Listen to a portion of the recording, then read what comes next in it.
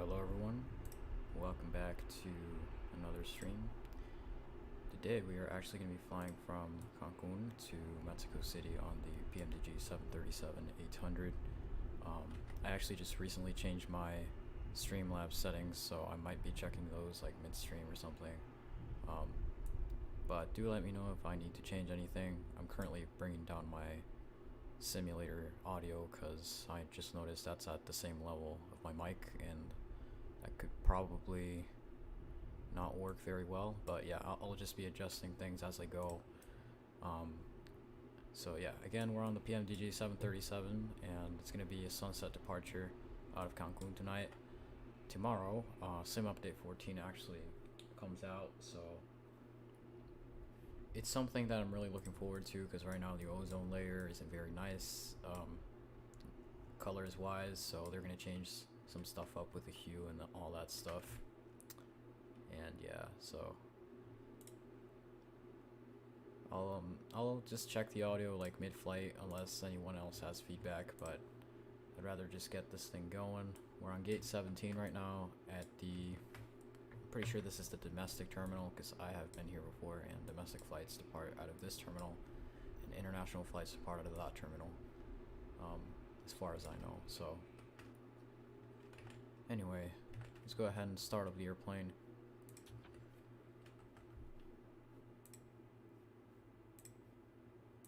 Go ahead and get that GPU connected. And by the way, I know I should have that jetway connected to the airplane, but like honestly, PMDG already loads with the preset stairs, air stairs, so I'm just not bothered today. I'll just leave it like that.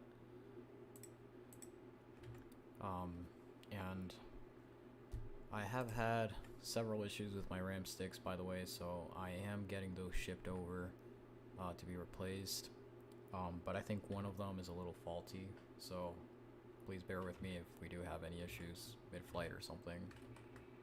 I don't think it'll be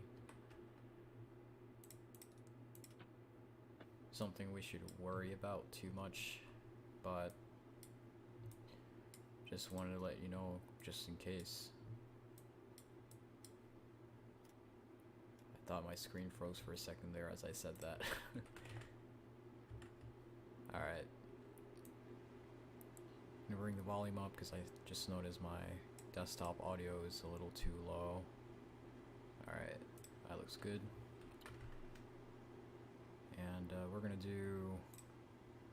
we're just gonna load up the stuff first. So I just made the sim brief plan and we're gonna go ahead and grab that. Where is it?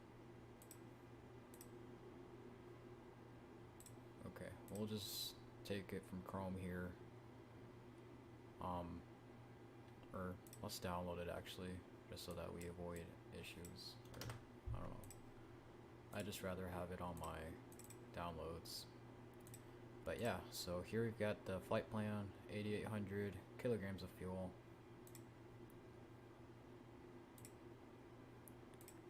So we're gonna put in 9.8 thousand kilograms. So we have 1,000 for reserves, and for payload we're gonna do 5 first class and 91 for economy. Forward is gonna be 10, 28, and aft is gonna be 21, 17. There we go. Now we're gonna go to start the IRS, so reference airport Cancun, and GPS left, plug that in there. We're gonna fly to Mexico City, which is Mike, X-ray, and our flight number is Aero Mexico flights 521, if I'm not wrong. 521, yep.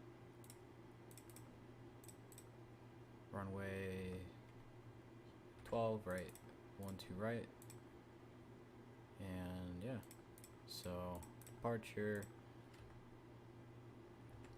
we got the Octave 2 Alpha sit, gotta scroll all the way down, there we go, activate that, that's cute, route, and we're gonna put in uniform Juliet 84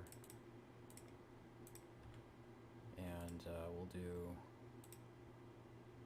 Charlie Zulu Alpha, Sylvia, that, okay, and then Uniform Tango 20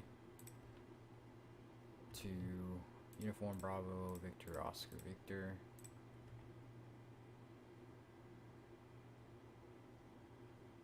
Then Uniform Tango 101 to Nega, which is transition into our star into runway 5 right. We're going to be taking the ILS into 5 right. I think I honestly really like the approach. I'm not really sure why I've never done it in the sim before. But yeah, for 5 right, I think the approach is just great because you got a view of the city and it's kind of like close up into the city buildings right before you land. So I think the pilot has to be pretty skilled in order to do that, because then your flare basically has to be perfect unless you're going to slam the thing down. So yeah, honestly, I think we're all set with that. Perfing it. Oh, forgot our okay, no, that's good. I'm gonna turn these on. Fuel pumps are coming on. Do we have any fuel in our center tanks? We have 2,000 kilograms of fuel in the center pumps. I mean, sorry, tanks.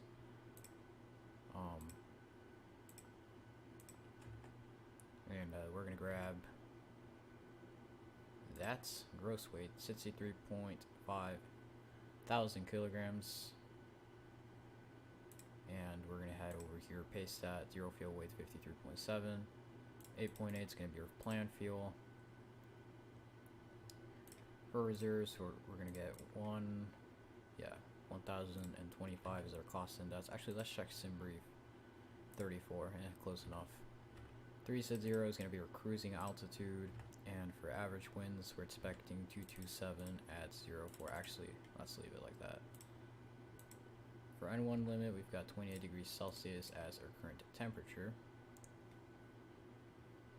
Let's confirm that real quick.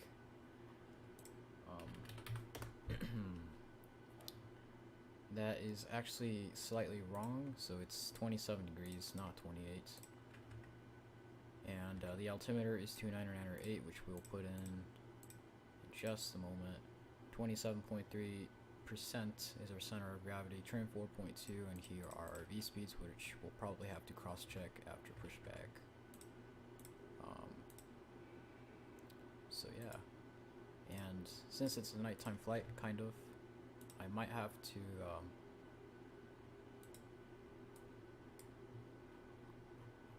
turn these on. So background and main panel lights are gonna come on. Alright, and for the not the circuit breaker, but the panel lights up here. Alright, perfect. So that should be good. And yeah, really beautiful afternoon here in Cancun. I'm gonna go ahead and set my transponder to mode Charlie already, because why not? And we'll plug in 29908 on that altimeter. Oh, there we go. Flight director's on, and okay, 104. 160 should be our, there we go, our speed there. And 360 is our cruising altitude. We're just going to climb straight to 360 because the VNAV holds the constraints anyway. So usually when I don't fly on VATSIM, I just go straight to 360. And why is the LNAV not? Okay, hold on. Oh well. It'll engage after departure anyway. Arm the auto throttle. And go ahead and turn on the RTO for the auto brakes. Go ahead and turn on the window heats. Set the pressurization panel. We're going to set the landing altitude in just a moment because I have to do other stuff. Okay, APU starts. Alright, beacon light on. Let's go ahead and get our landing altitude. 7,316 feet, so 7,300 feet basically is going to be what we're going to be looking at for that arrival. 7,300, and yeah, there it is. APU's firing up. Go ahead and prep for pushback.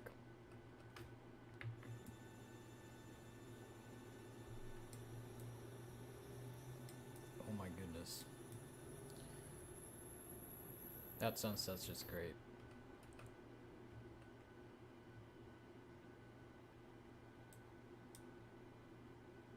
Alright, just gonna wait for that avail. There we go. Switch to the APU generators. Got the seatbelt signs coming on. Get that bleed turned on. Shift P. Actually, before we do that, let's go ahead and release the ground power and remove the chucks. So Shift P now. And we should have that pushback truck coming on over to push us back.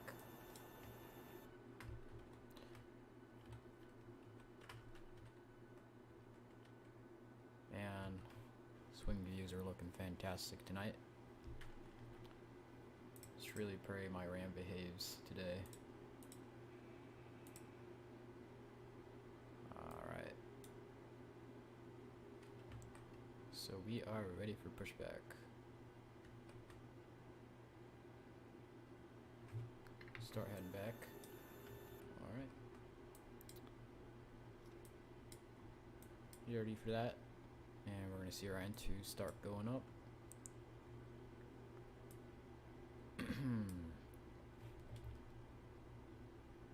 Just going to let you guys hear those sounds.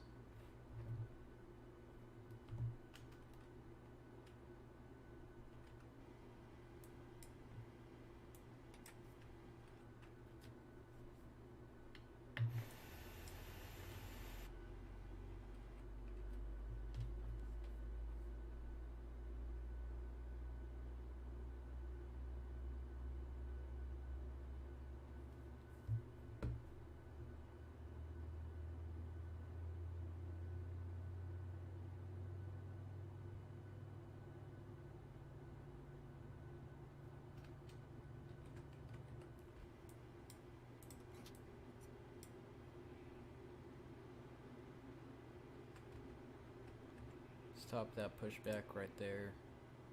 Alright, great. So we're just gonna wait for that to start up fully. Wait for that UGT to come down just a little tiny bit more before we start our second engine.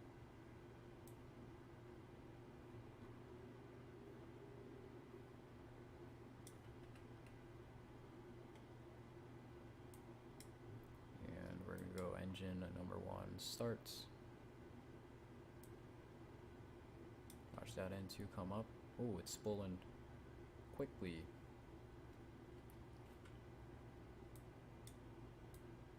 You can just hear that in the background. Maybe you can't because the volume isn't that high.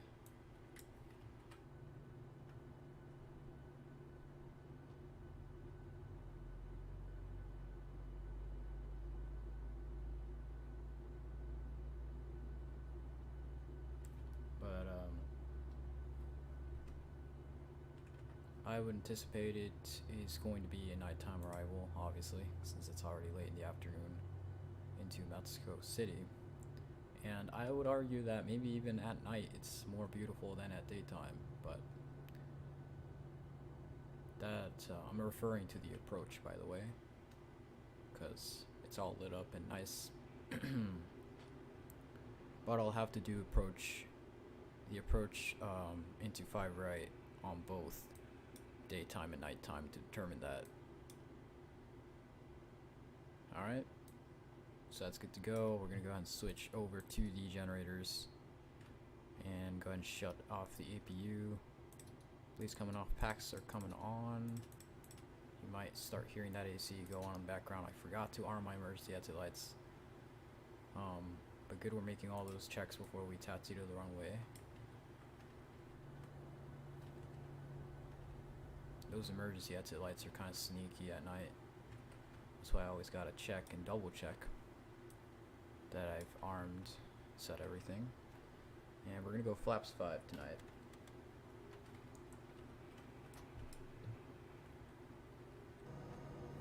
I'm gonna check the audio right now.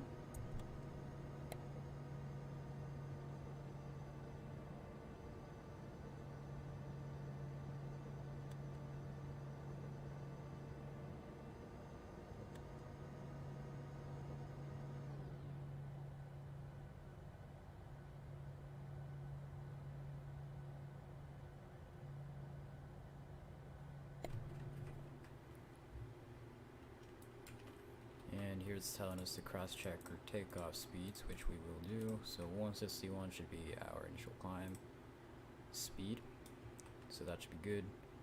And we're gonna go ahead and taxi on over runways 12 right, I think it was.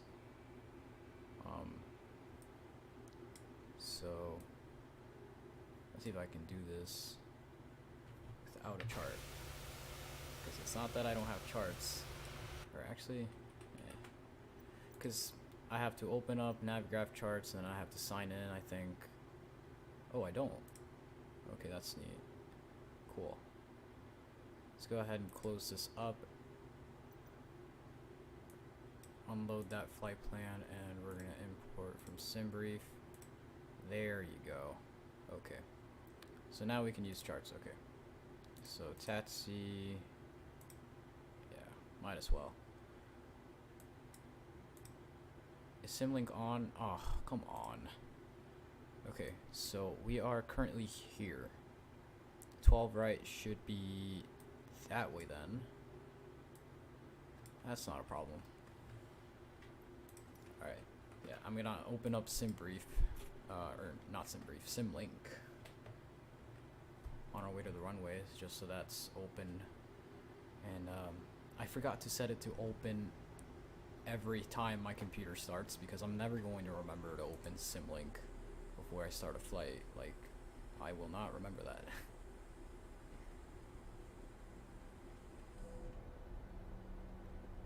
Alright, we are tatzing on over to 12 Reds for departure tonight.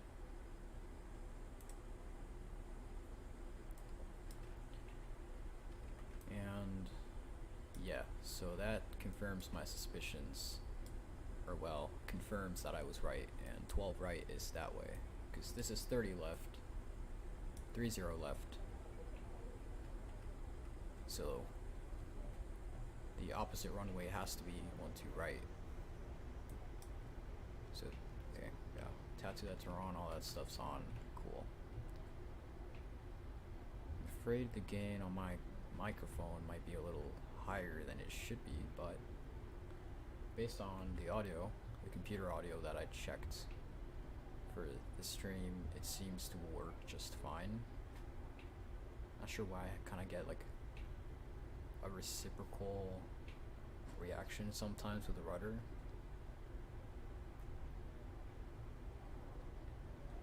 Like that. Maybe it's because I have my sensitivity set like way too high. Or, well, it's at neutral, it's at what default is at, but most Microsoft Flight Sim planes need that sensitivity lowered for obvious reasons.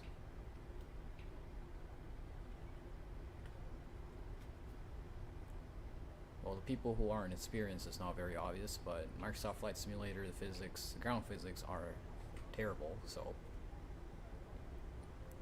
all that stuff needs to be tweaked every now and then on the part of the user, based on the plane that you're flying. So I have different profiles. I have one for like the default airplanes, and then Cessnas and whatnot.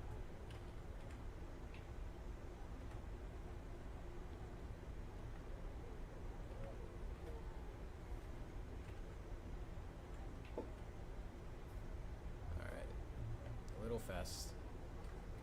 It doesn't feel like it's that fast. I'm just focusing too much on this rudder thing. Alright, approaching the holding points. Once we're almost at the holding point, I'm going to turn on all my lights, make sure that everything's good to go, and we'll get going. Okay, so when I want to turn left, it doesn't want to turn left. Okay, it's funny. It's twitchy, but then when I want to turn, it just doesn't want to turn. That's stupid. Anyway, strobes and anti-collision's already on, wing lights, and that should be all pretty much. Wheel well also, but I don't think we need it.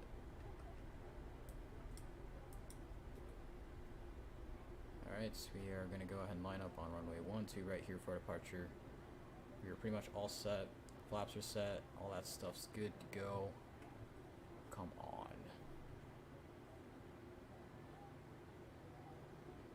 I think it's the toe brake thing.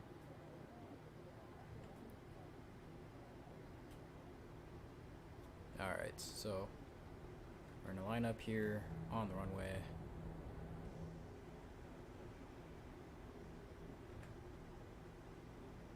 There we go.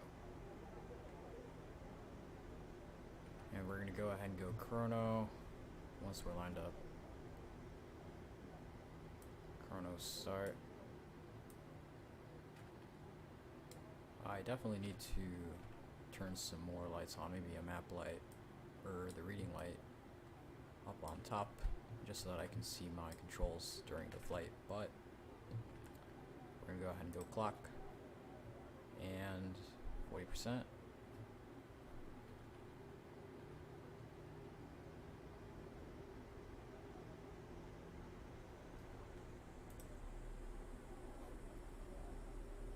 And toga.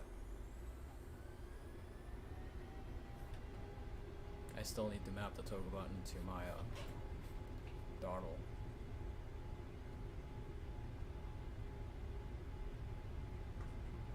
Knots.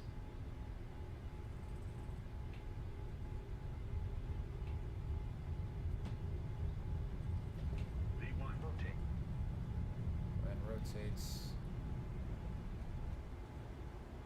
There we go. Positive rate. Europe. Auto brake off. Bring that range down just a tiny little bit. We're gonna fly straight for a few more moments, and then we're gonna start making a right turn.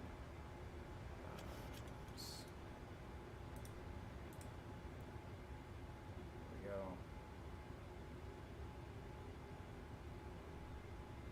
Oh, watch that climb rate. Pitch down a little more.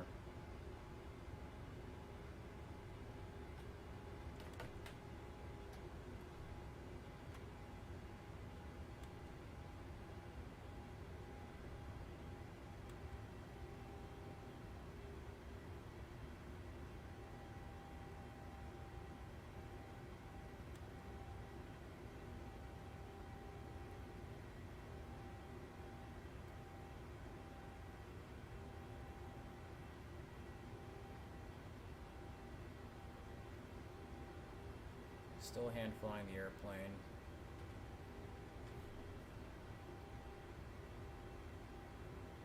Just gradually making my turn to that waypoint. Alright. Gotta pitch up a little bit.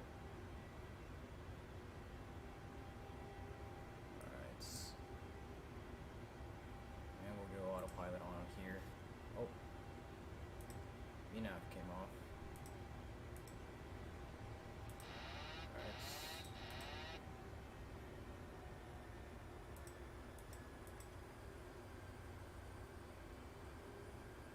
That's a little strange. Let's check the FMC. Check altitude targets. Okay. That's probably why. Okay, so 36,000 feet is what I have set here. And for cruise I have 360, which should be right. Okay.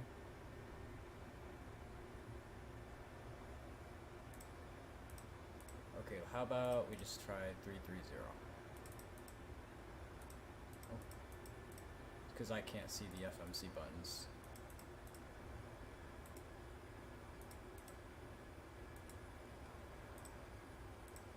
execute that, and we'll just roll with that. Hopefully that works.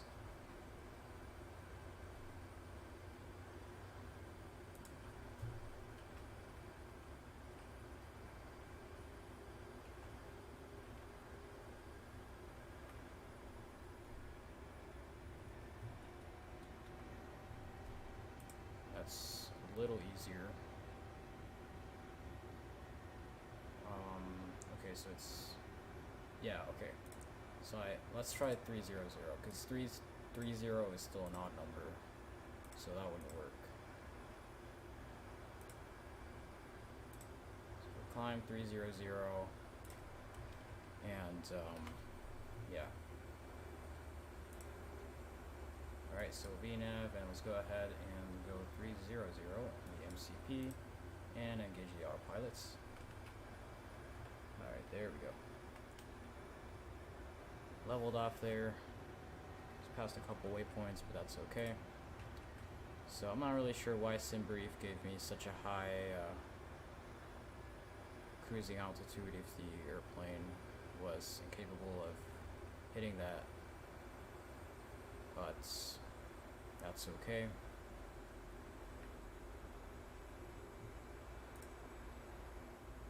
Alright. That's no problem. So we're going to level off here, and we're going to start climbing again once the airplane recovers. So 250 knots. There we go. It's probably going to start climbing pretty soon at this point. There we go.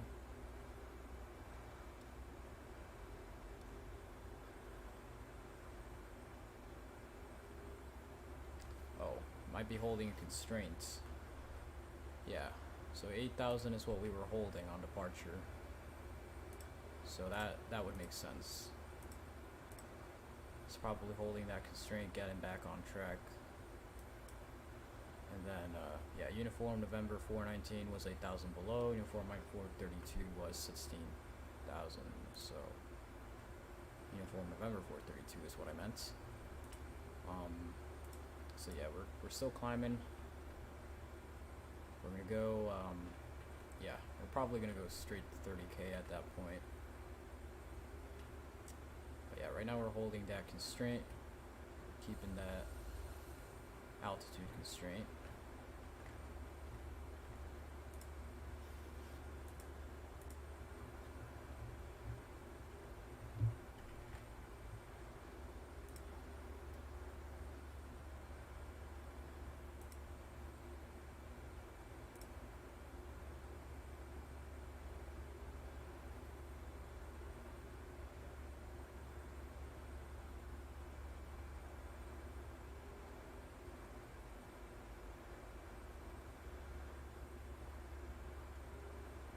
So a little under 10 miles before we hit that point, we're going to start climbing again.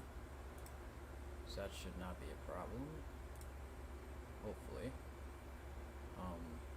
We come back on.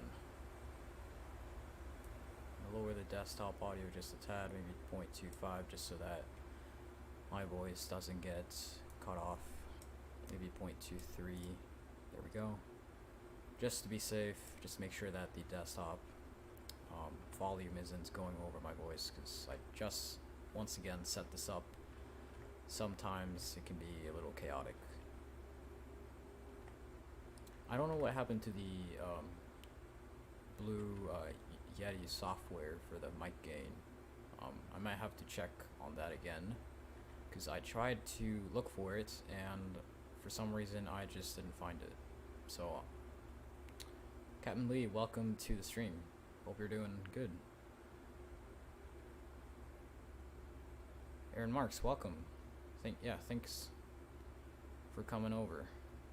Appreciate your being here. MSFS. Well, guess what? The company replied, and I just signed something and sent it over to them. So yeah, basically I'm getting those replacement parts sent over to me. Please shout me out. Alright, well, shout out to Aaron Marks in chat right now.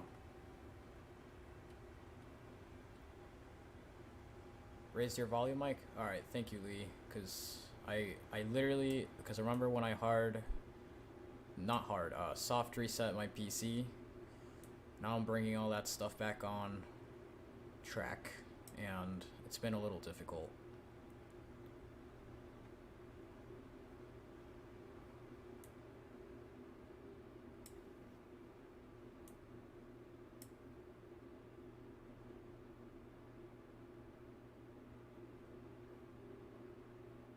So I brought my simulator volume down to 0.15, and I've got 0.75 on the mic.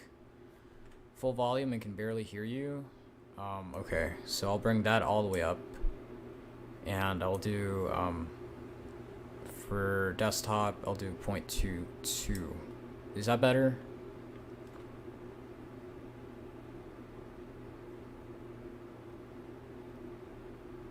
Which gate am I going to Tatsy to Mexico City? I am not really sure at this point, but I'm probably anticipating something in terminal. Bring both of them up. Yeah, I brought my mic up, but basically the desktop. I don't want my desktop audio to match the idle volume of my microphone. Unless, okay, actually, yeah, I don't think it'll be a problem because I won't be speaking anyway. All right, let's bring it down a little more. So 3.3 and okay, there we go. Is that better? Or should I bring the simulator volume back up? I'm gonna leave. All right. Well, thank you for coming along for a few minutes. I appreciate your time, and I hope you enjoyed the little bit of flight that you were able to catch. Or see. Anyway.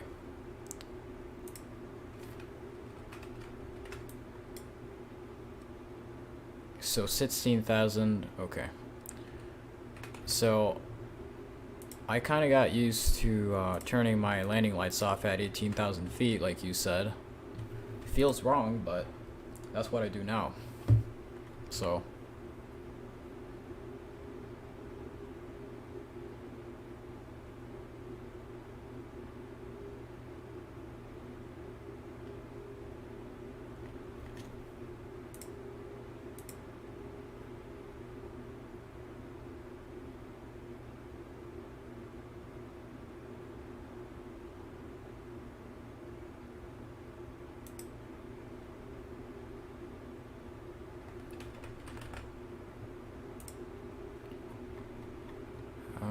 Okay.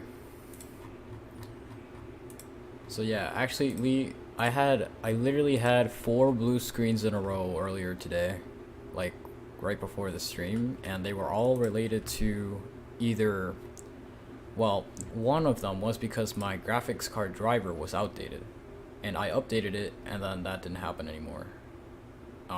Because NVIDIA just happened to release a driver update today, so I had to update my driver, and then I had like a bunch of others because of the RAM, so I'm just really hoping that doesn't become a big issue. Like, honestly, I think it's just mostly on startup when it's idle for some reason. I'm not really sure why,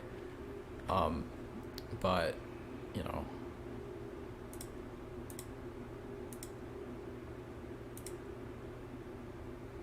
Oh. There we go. Yeah, I didn't know you could switch to those different modes by clicking on the knob.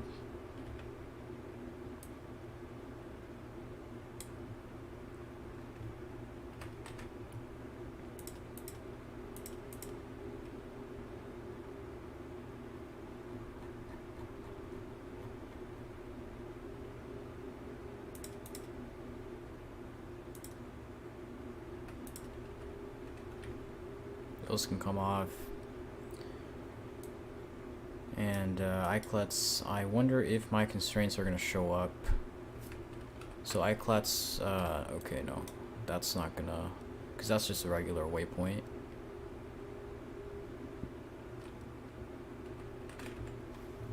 That's no problem.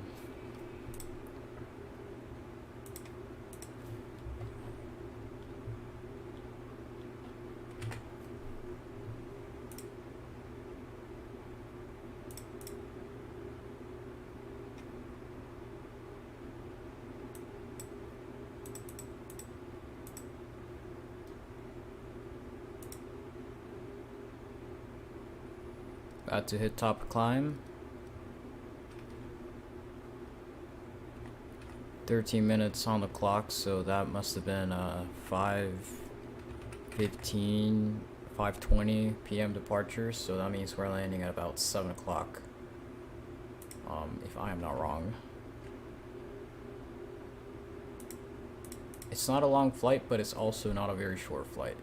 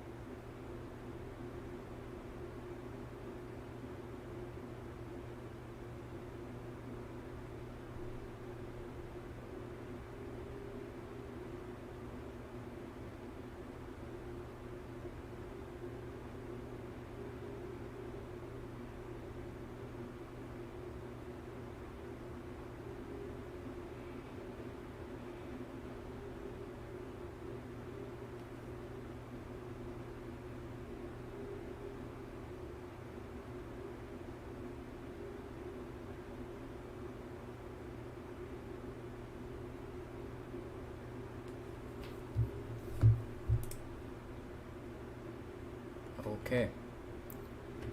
Yeah, so we brought cruise down by a whole 6,000 feet, and that seemed to fit the performance issues that we were having.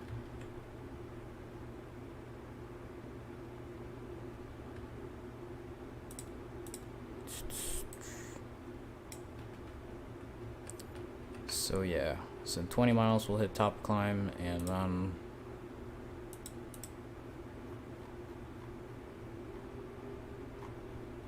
we'll probably just stay there for like a good hour, 20 minutes or so.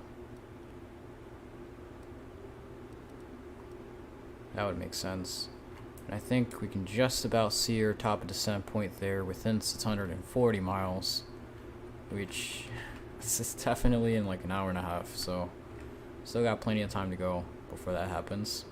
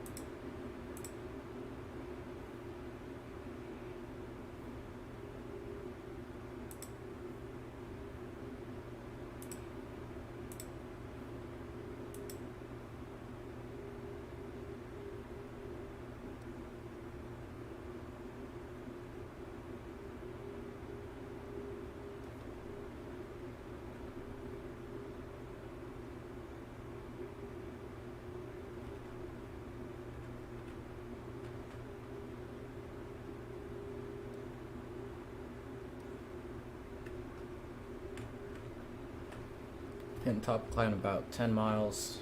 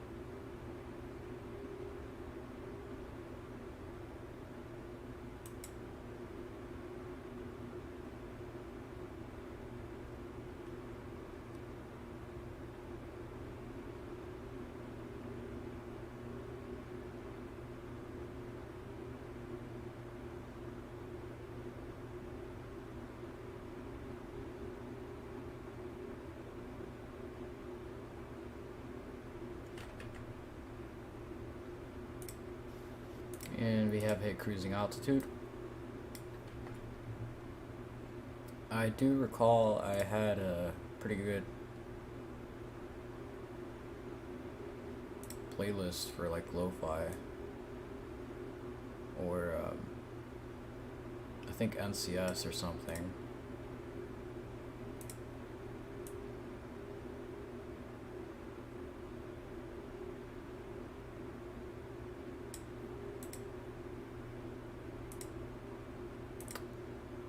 But yeah, I don't really feel like putting it on though.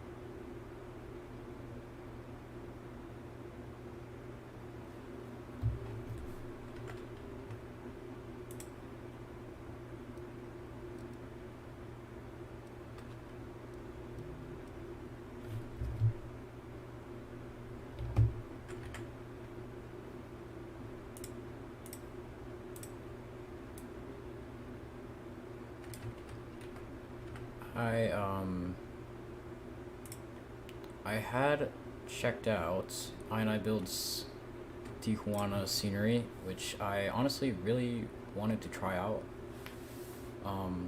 Cause it's like CBX, it's like basically San Diego alternate,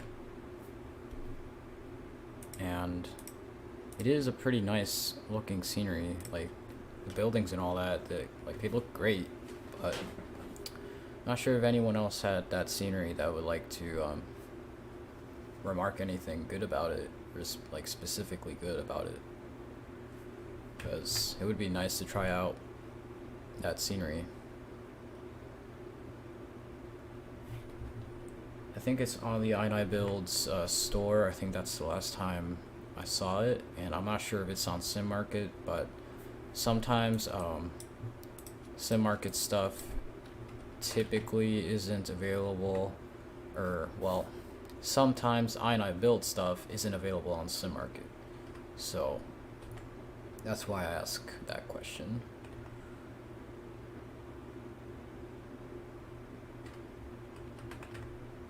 I mean, whether or not it's on Sim Market doesn't really matter much, but INI-Builds, you know, they're kind of like Sim Market sometimes, in the sense that they sometimes don't let like the best stuff in, you know what I mean, like quality wise. Although I think that depends on the simulator. Like if you're releasing something for X-Plane, I don't think they'll care as much. But yeah. Although that could be argued, because the new work that was just released, I think, was it like yesterday or 2 days ago? I forgot the name of the developer, but they're competing with Drzewiecki Designs with their new Newark rendition, and I'm gonna be honest, it's not exactly the best ground wise, but modeling wise, I'd say they did a really good job modeling, just probably not texturing the ground and stuff and maybe even the buildings. Heck, I'd have to look at it more closely in order to determine that for sure. But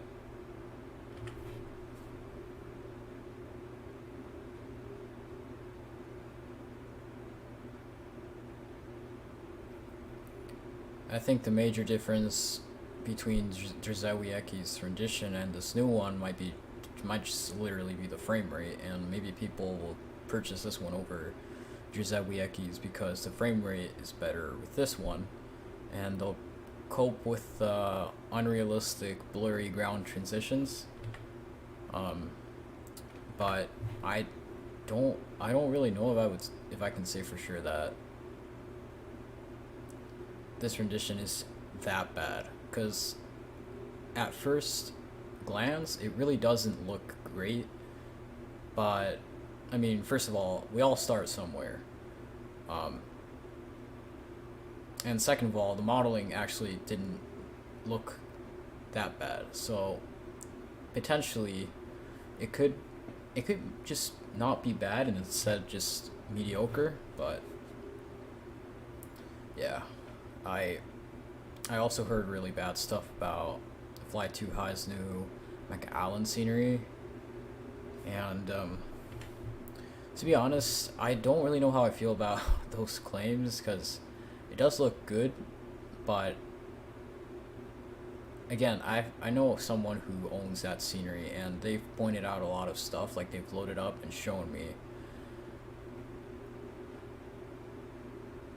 But it doesn't really make much sense, because in the trailer it kind of looks different, and like, why would you mess it up even more after making the trailer? Like, if anything, you'd expect it to look better, but I guess that's just how they work, because I don't think any other developer would do that, or well, at least most others, because Fly Too High is the type of team that finishes scenery really quickly and then just releases it however. But yeah, I mean, it would be fine if they were slowly improving, but like at that point it's just a cash grab, I guess, except that you actually get something in return, and it's not necessarily unusable, it's just not the best product you would expect for that price. Or actually, I could be wrong, because if I remember correctly, I think the price for McAllen was like $8, so that's not much at all. So I would have to check it out myself in order to determine for sure if it's a bad scenery. But if I'm told by someone it's a bad scenery, and they point stuff out, even if they point stuff out, like, I'd rather just experience it myself, because some people can tolerate different things at different levels, and I'm just a more tolerant person in some respect than someone else. So yeah, like, it's the same thing with the Laminar Research A330. Like, my friend says he can't stand it, but I find it just fine. Like, I tolerate it, because like, I found out how to get around its quirks and bugs, and I just use it. Like, every time I need to fly an A330, that's just the plane I use. So rather than mostly user feedback, I would say you have to experience it to be able to know for sure if it's a waste of money, because maybe it's just fine and you can just cope with the bad stuff. Although I have heard, so there's this really, really terrible issue with that airport, McAllen, and it is the fact that there are no PAPI lights. So that is actually, in my opinion, that's just unacceptable. Because how do you not have PAPI lights? Like, that's a basic airport feature. You would think that, like, so the textures, the models, like, all that's additional from the base airport stuff, like the information, the accuracy of the ground and all that, the taxiways actually being there, like, all that's added on to the accuracy. So that's just something like I can't really understand that because, I mean, sure you can slack in some aspects of modeling and texturing, and that just might be due to lack of maybe experience or even like talents of the texture. I don't know, but to lack such a basic feature of an airport as poppy lights, approach lights, it's just not acceptable in any way. In my opinion, I wouldn't be able to stand that. So I guess it depends on the airport. In the case of McAllen, I mean, I don't know. Like, still, it's an airport I really want to try. But again, all the stuff I've been told about it just doesn't convince me enough to try it out. It's just, I mean, in between this zone where it's like McAllen has some pretty bad deal breakers, but what if I can cope? Like, I guess I'll just have to wait for another developer to come out with a better rendition of that airport, because I sure don't think that myself, like from what I've seen in the screenshots, I already don't think that it's that good of a rendition. So, but I'm actually surprised at how many sceneries we have right now for Microsoft Flight Simulator in Mexico specifically, because I've been looking at some of those big international airports, and we actually have plenty of those, like Tijuana and Mexico City and Cancun International and Monterrey International. Like, we have plenty of those airports, and I didn't expect that because Latin America in flight sim scenery is generally untouched, a generally more untouched area, but I was pleasantly surprised to see a lot of Latin American stuff. Because, I mean, Europe is already saturated enough. Like,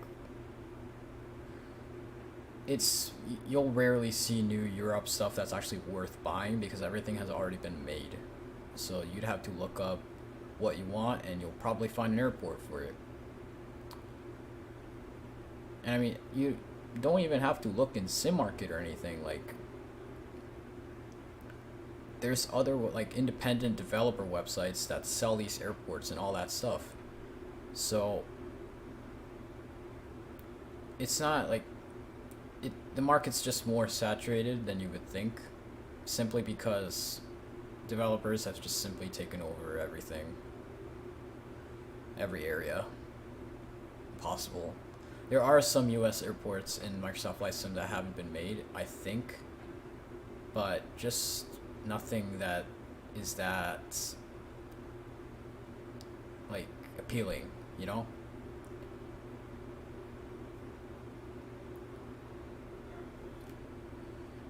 Oh, San Francisco. Has that one been released? I think I heard, so Minneapolis, flight being released, Minneapolis, but I haven't heard about San Francisco progress in a long time. I think that's the biggest one that hasn't been made for Microsoft Flight Simulator, and I'm actually really surprised that hasn't, that like there isn't a single rendition of that airport that has been made.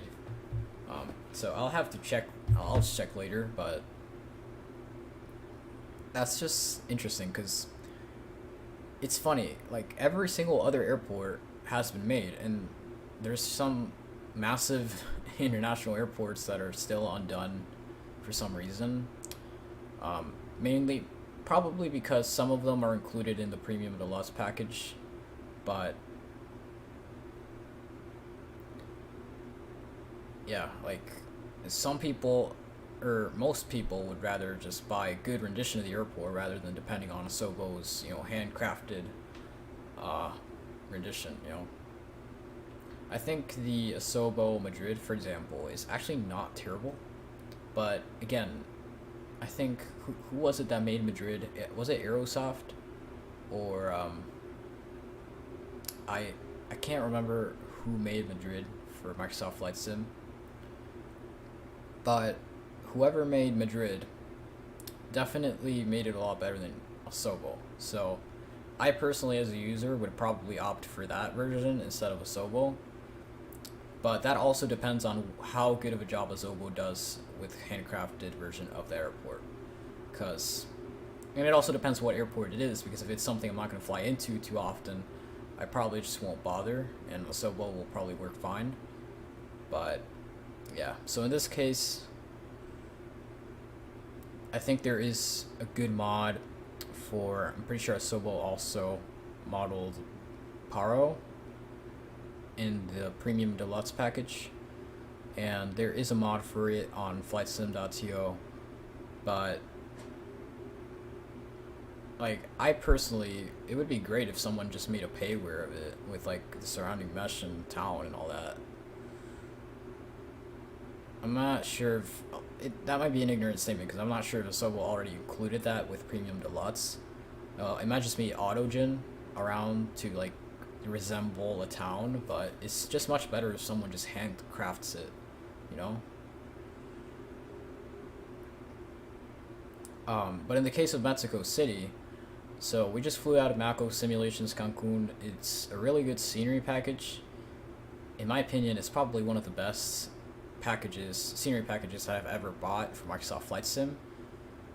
And you can just kind of tell like how much effort the developer puts in to an airport like that, as opposed to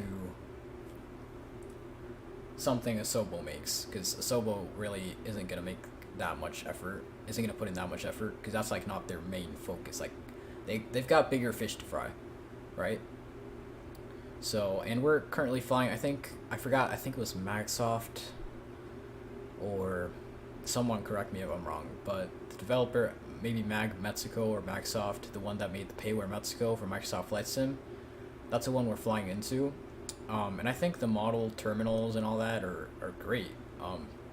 The ground could be a little better, but in my opinion, like, the airport overall is really well made. The surrounding area is also great. So far from what I've experienced at that airport, I would recommend it.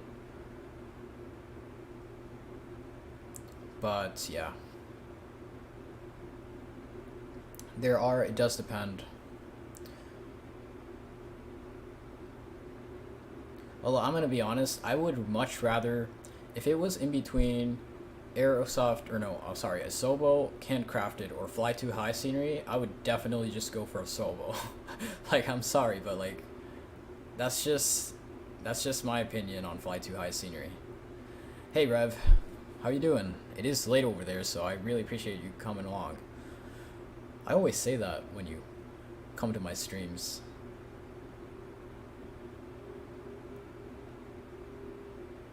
But yeah, hope you're doing good.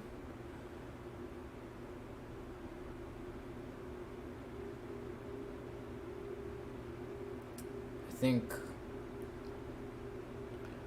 INI builds Heathrow, INI builds LAX are prime examples of the norm for what scenery should be, because both are like great sceneries, but some other developers just decide not to put the effort to make it look that good, or some do and just completely disregard performance. I'm doing well too, thank you for asking, Rev. So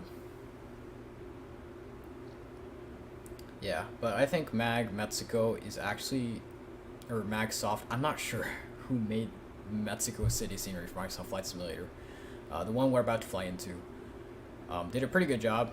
And of course, I think even if you don't reach that level of detail, like Drusewiecki Newark or INI builds Heathrow / LAX, it's not that big of a deal. Like, if you reach a medium point where the textures look decent enough, the models are decent enough, the texturing is fine, you don't really need to go that far into detail and then completely disregard frame rates. I feel like that's not really the wisest idea.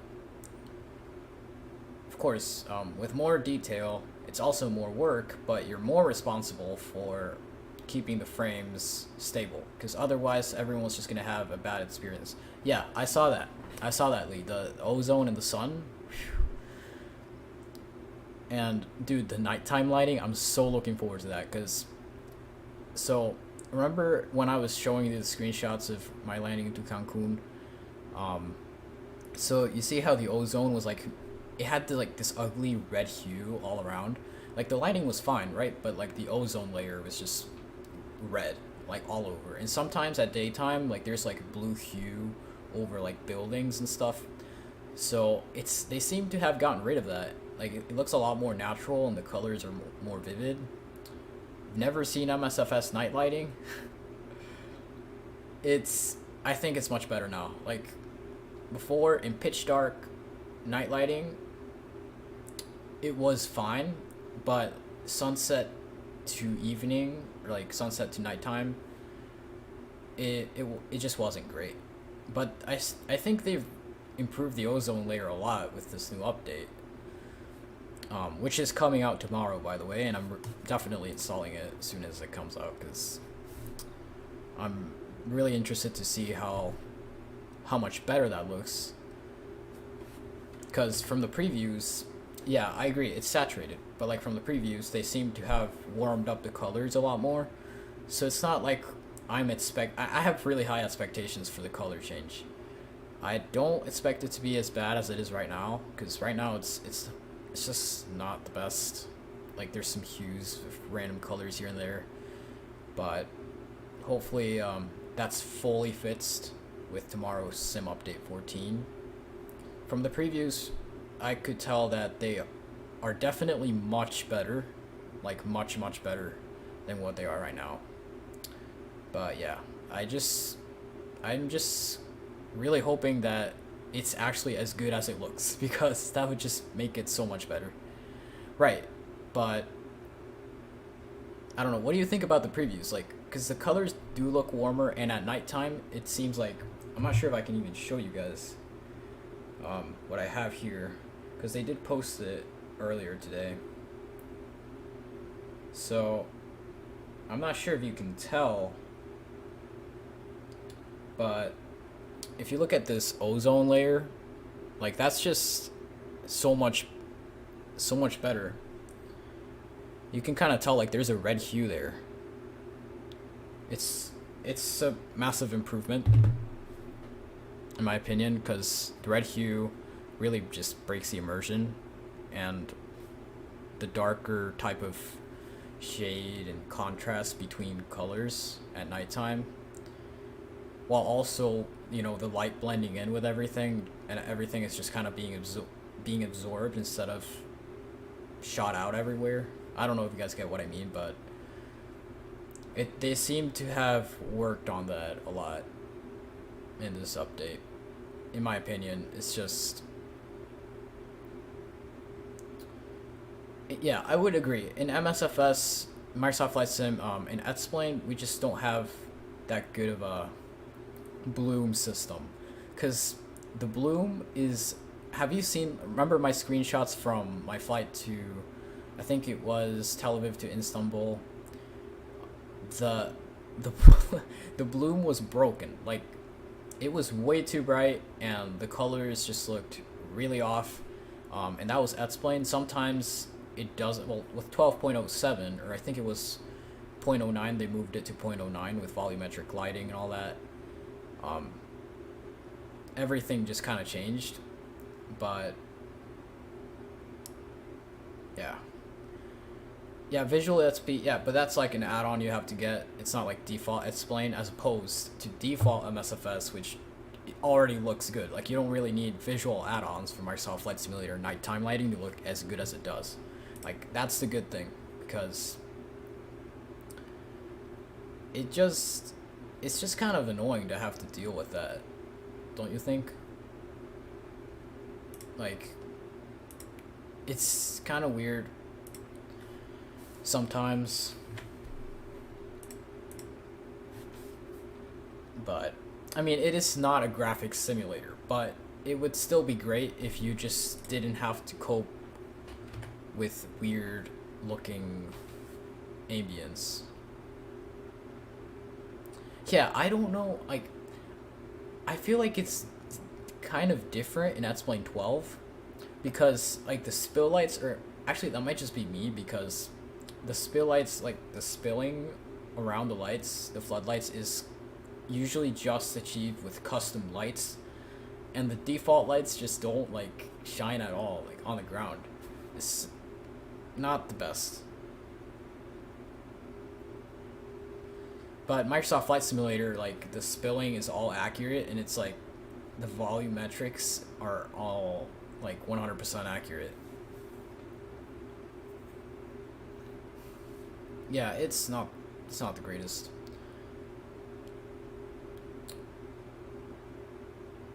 Between 11 and 12, you think it's been the same? I think it's been the same too, honestly.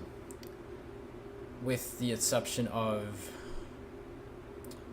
volumetrics, which they are adding in 12. Maybe I think 12 was like them moving themselves to a better rendering engine or something like that, because now they have a lot more capabilities to expand upon their graphics than what they had before. So, you know, we're getting more visual updates by Laminar themselves. But again, it still doesn't measure up to what Microsoft Flight Sim has right now. Yeah. I'm not sure why X-Plane, I mean, the puddles, honestly, I would say I like the puddles in X-Plane a little more than in MSFS, because in MSFS it's just kind of like wet all around. It's all like very condensed. But in X-Plane, like there's this kind of gradual dryness around the wet side, you know? I wish in the Microsoft Flight Sim they improved that, because that would be a really good thing to add.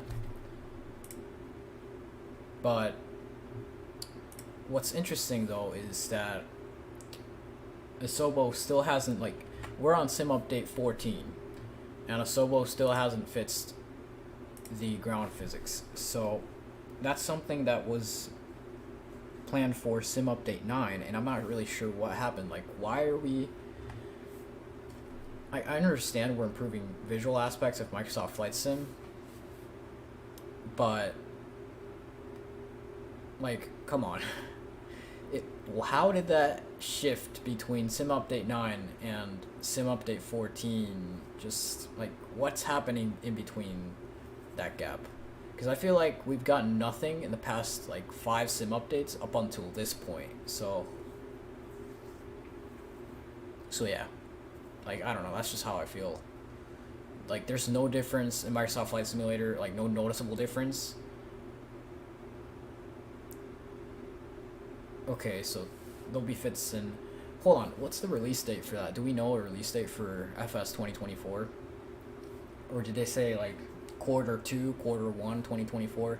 Because we're approaching that pretty soon, actually, quarter 1.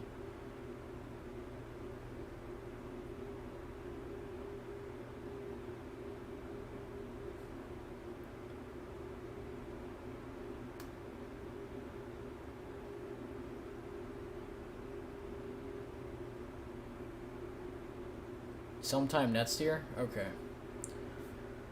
Well, might be August again, might be over the summer. I wouldn't be surprised if it is, because the first Microsoft Flight Sim release was... Well, Microsoft Flight Sim 2020 was in August of 2020. And I remember that day very, very vividly, actually. So they might do something similar, but I'm not really sure if I would say that they will do it, because that's... Okay, so that's in 8 months. August 2024 is in 8 months. So given that, we would have to assume... Yeah, but from the trailer, it didn't seem like it was all that exciting, like, in terms of the amount of features that we're going to get with the new sim, you know? So... Yeah, maybe Q3 or 4. It's just a bunch of missions and hopefully some physics improvements, maybe some graphics improvements as well. But that's about all I expect. I honestly don't expect more than that. Because, I mean, first of all, it's Asobo, so they're probably working on fixing all the stuff they're breaking right now to improve the sim. And, I mean, the missions are also not very, you know, sometimes they can be pretty intricate. it's just a trailer showing what you can do. Well, I would have wanted like a trailer showing some cooler features. Their QA from FS Expo, I thought they didn't really say much about that. Or was it? I think it was Austin. Or no, it was Thompson. Yeah, Thompson, the guy at Laminar Research, who was talking about volumetric, rain, lighting, and all that stuff. But I don't think I watched the Microsoft Flight Sim interview. So I would have to check it out.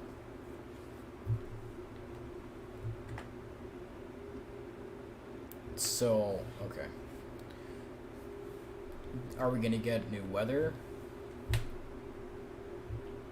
Actually, hold on. So, you know how we can turn on real weather in Explain, which is usually just like an hour or two behind, if I'm not wrong. Is real-time weather in Microsoft Flight Sim the same way? Or is it actually accurate, like up-to-date accurate? Up to like this, or like the minute.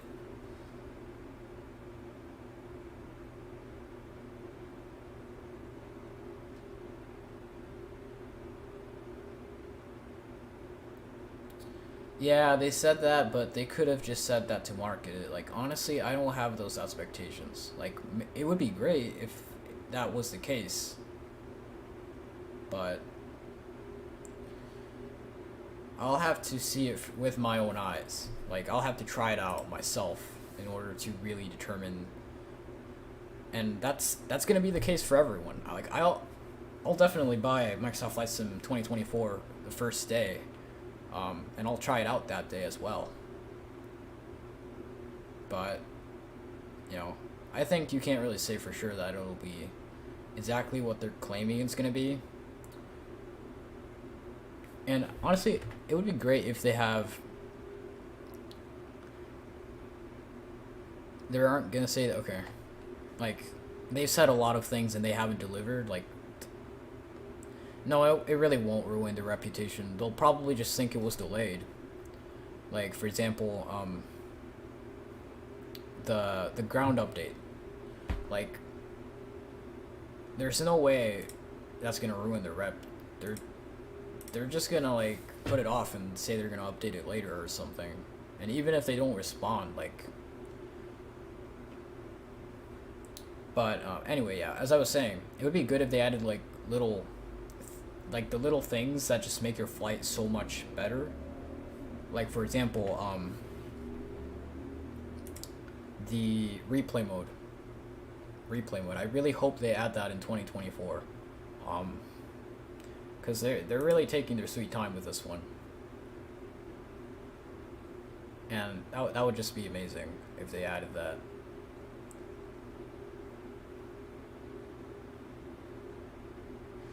Yeah, when 2020 released, honestly, I understand why they didn't talk. Yeah, it was all graphical hype. It's exactly what you're saying, because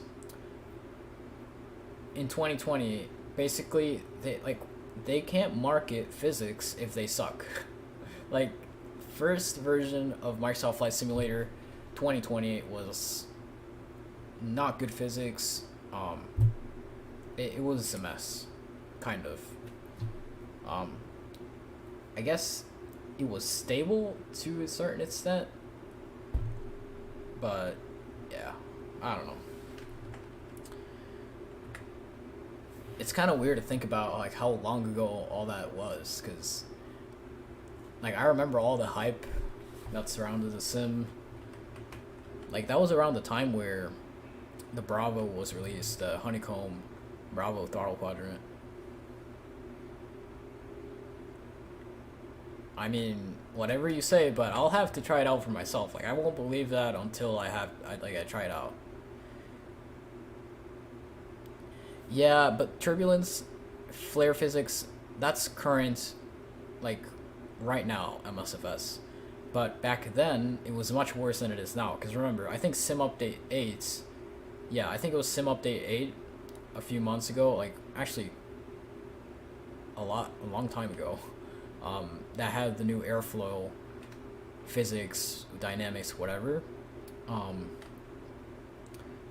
and that was a pretty good improvement, but it was still not up to where X-Plane is. Back then, obviously things were much worse.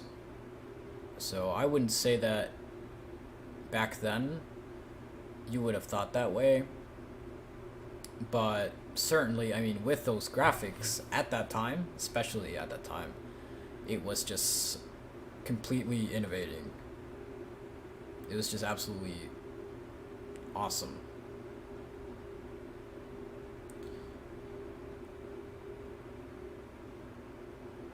I don't really remember when people started complaining about the physics, but I do remember even before I started using Microsoft Flight Simulator, I just didn't want to like buy it because the physics were rumored to be bad.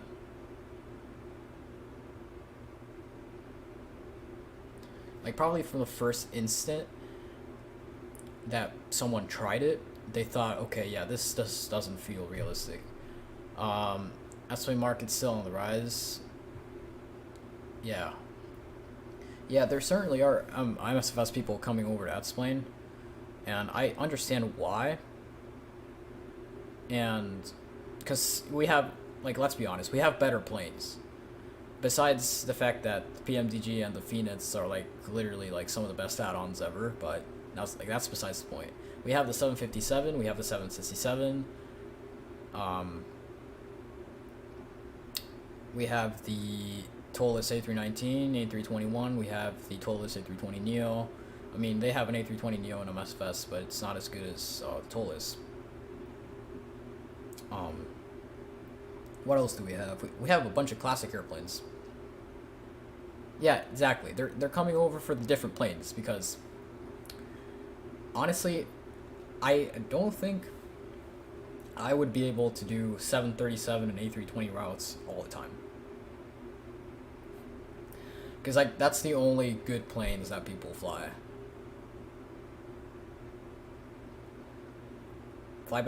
Actually, yeah. Fly-by-wire in the respect of the A320, and actually maybe even the A319, it might be better than Tolless. So you might be right, yeah. I forgot about that one.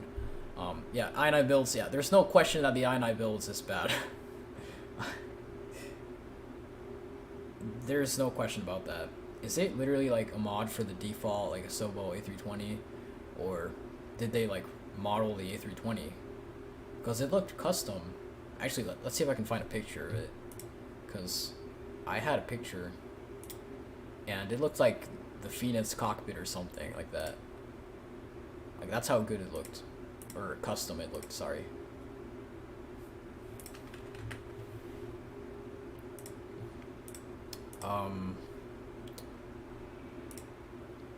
So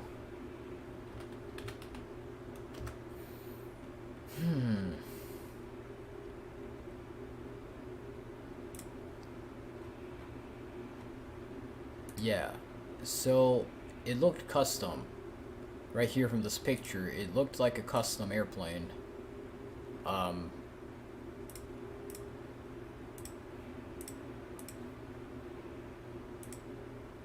Think they stole everything? Honestly, I wouldn't be surprised. Because, okay, like, just think about it for a moment. That's a really detailed cockpit texturing for such a bad airplane systems-wise. Like, how do you even manage to put so much money into a project and then butcher it like that? Like, that doesn't really make much sense in this market. They could have done a much better job with the systems. Like, they didn't even have to try them that hard. They literally had like some VNav, LNav logic all sorted out from the A300, which is, I think it might even be a little harder to make. So I don't understand what happened there, to be honest. No one really understands. The CRJ, yeah, the CRJ I think is decent. I actually was considering on buying it. It's definitely pretty decent, I think, from what I've seen. I want to get the 900. That's the one I want to fly. Because it's American Eagle. You know, American Eagle still flies that airplane, I think. And maybe some Texas or California, Arizona, you know, Western ops would be pretty nice on the CRJ. Yeah, I mean that's kind of a downside, but that's literally how the real life plane works.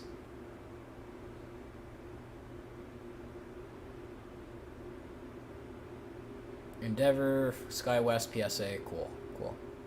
I think SkyWest isn't SkyWest. Yeah, SkyWest is Delta. Endeavor also is Delta, right? And I'm not really sure what PSA is. I think that might be United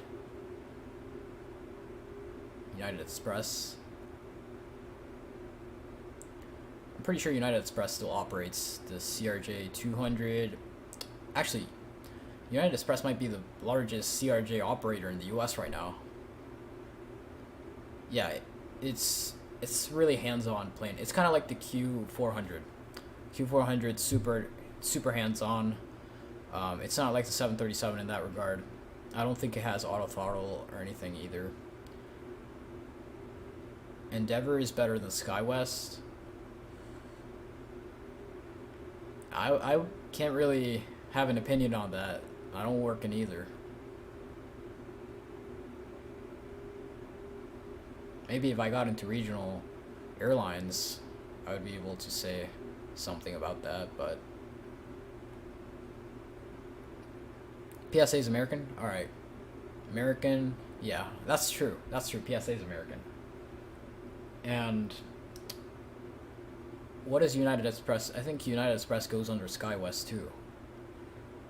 Do you think American Eagle flies more CRJs or United Express? Because I think United Express honestly might just be American Airlines by a little bit.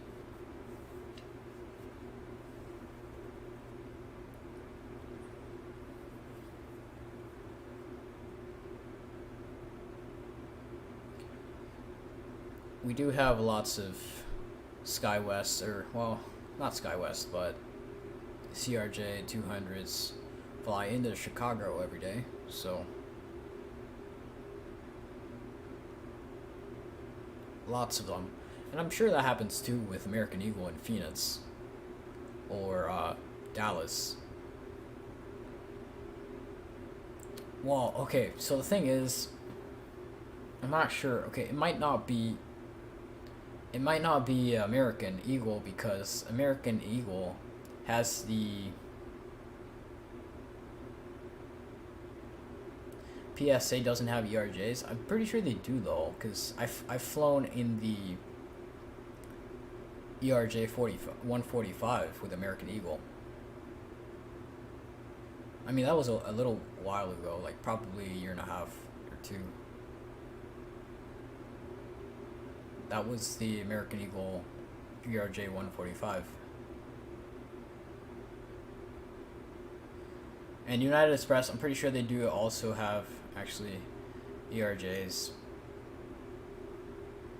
So, but maybe if they are a lot less prominent with American, then I would be right.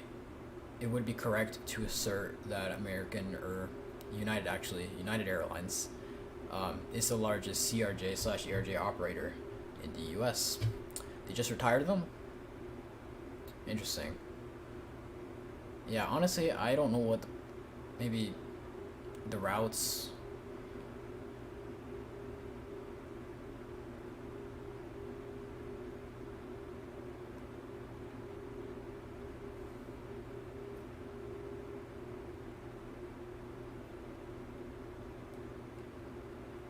I personally like American Airlines a little more than United.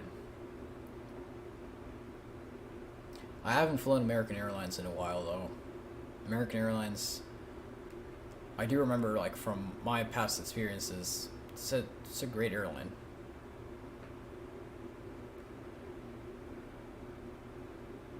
Oh, well, I have never really had major issues with them, at least. I know some people have. But I do know for sure that United Airlines is, like, hated. Like, greatly hated.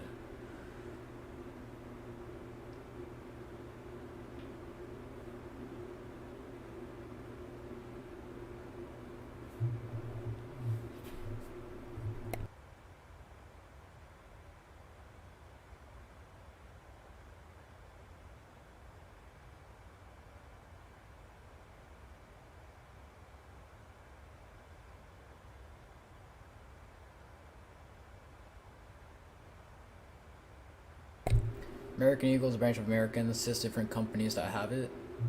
Okay.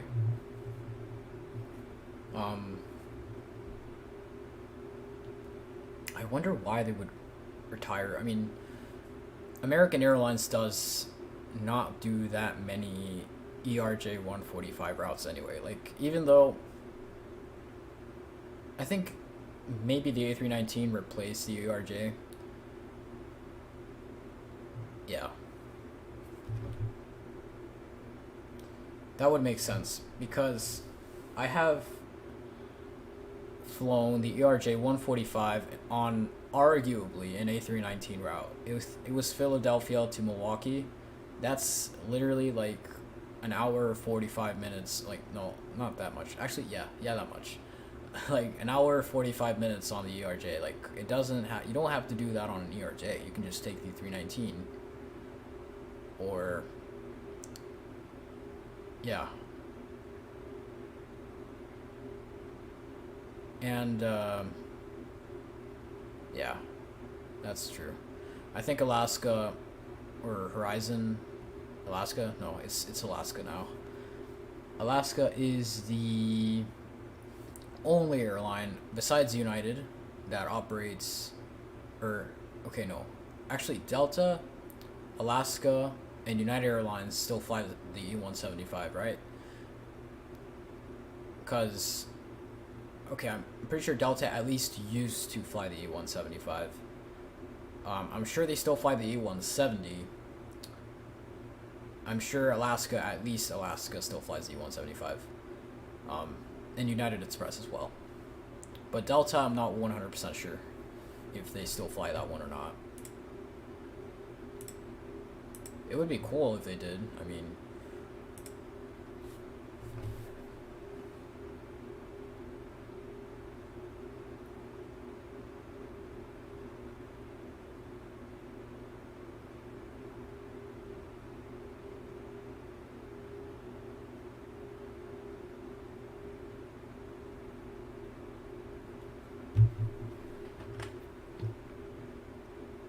gotta study for anatomy? Hey, I also have to study for anatomy. I have to study for anatomy after this stream. But yeah. Alright, well, thank you for coming. Really appreciate you being here and making this flight less boring.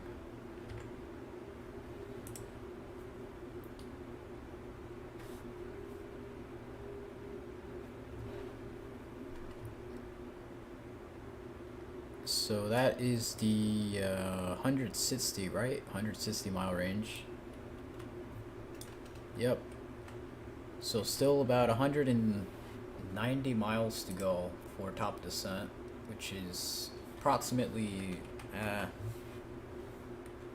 don't know, maybe 30 minutes.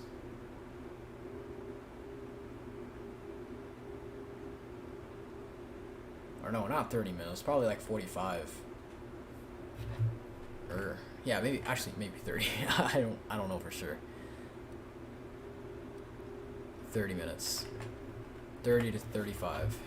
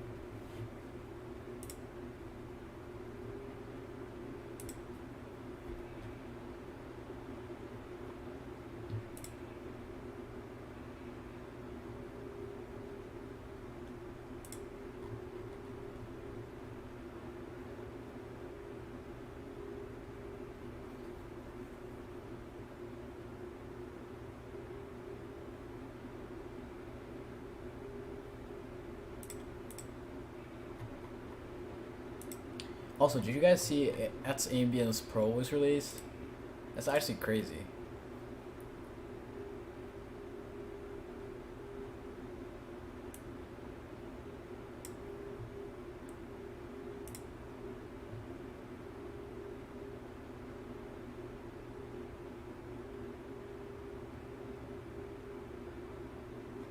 Ooh, there's drama going on here in the Threshold server again. What stance do you guys take on the INI builds and fly-by-wire issue?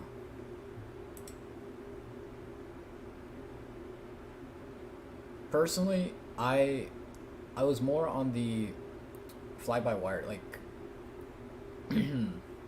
on the blaming INI builds side, but I mean, without more information, we can't really say for sure exactly what happened.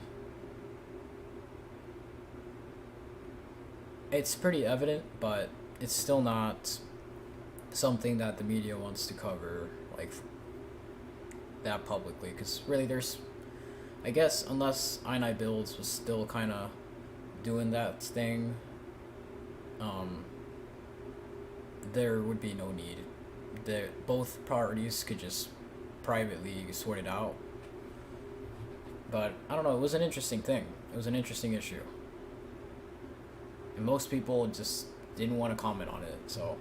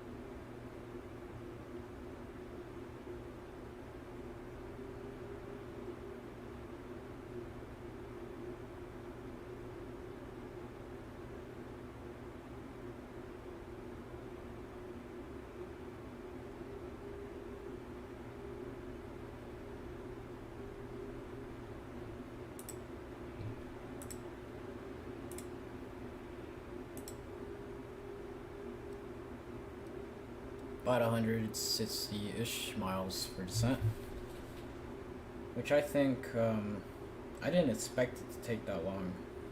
I thought we were going to land in 30 minutes, but it seems like we're going to land in about an hour.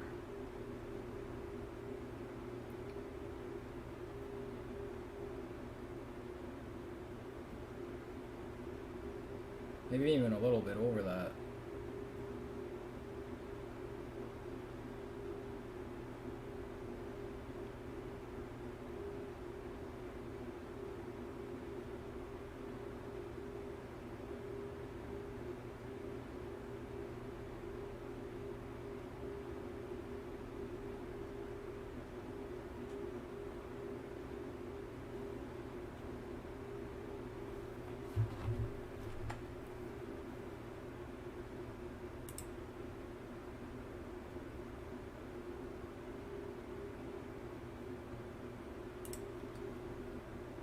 I'm gonna put some lo-fi on or something like that for the people that are still here, just so that you don't hear just the white noise of the airplane.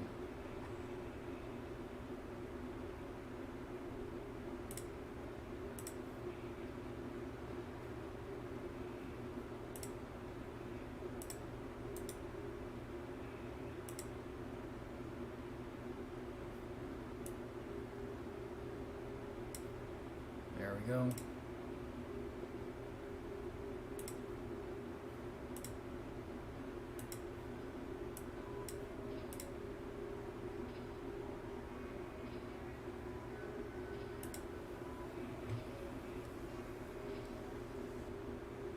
Here's the bathroom noises.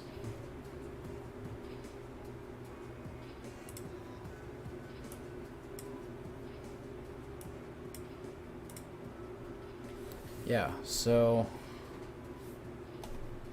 we're just gonna leave this on until like top of descent. I'll probably mute myself or something, unless you guys have anything else to say.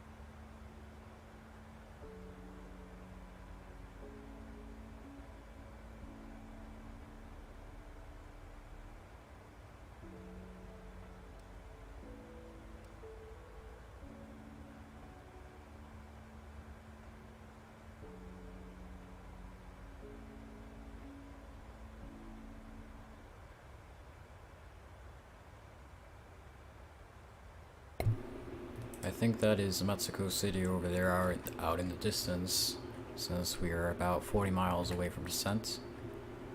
And I'm pretty sure that is the city, so...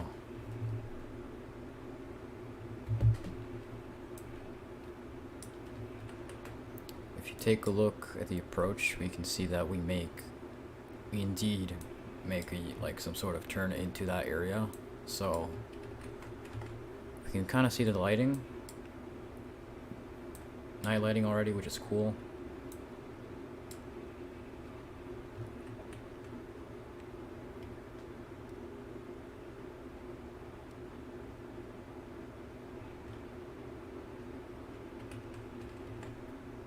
And we are not far away from descending, so that's why I turned the music off. But yeah, I mean, man, it is very relaxing to put on lo-fi and fly at nighttime in Microsoft Flight Sim.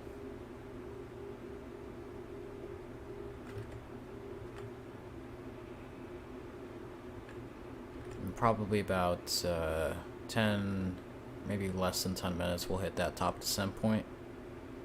A little less than 10 minutes, I think.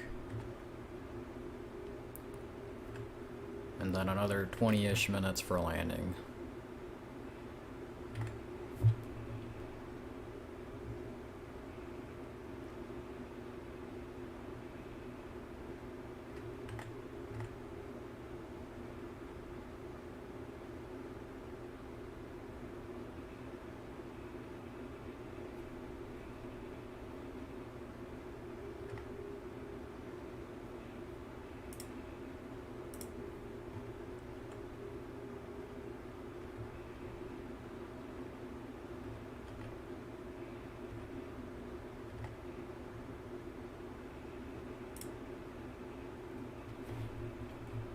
Thank you for those who are still here up until this point.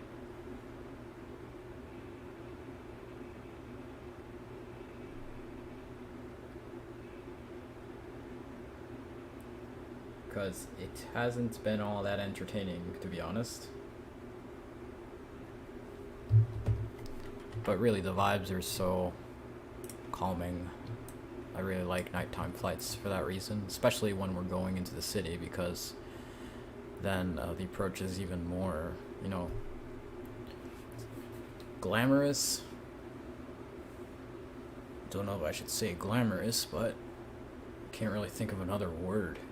I guess illuminated. It is just a lot nicer when you have a lot of lights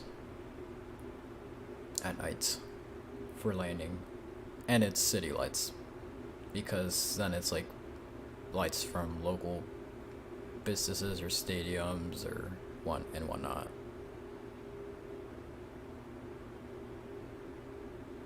It's about 20 miles away from descent. Probably gonna plug in some approach data. So flaps 40, 133 knots is gonna be our final approach speed. And actually, let's go over some more information here. So our ILS frequency is 109.1, 55 is our course. And let's go ahead and plug that in actually. Come on. Okay. This needs to come on, and floodlights for the center pedestal area. So we're gonna go ahead and go 109.1, was it? Yeah, 109.1, and course is 55. Let's go ahead and plug that into the nav radio, 109.1, and 55 degrees on our course. So we are prepared for our descent.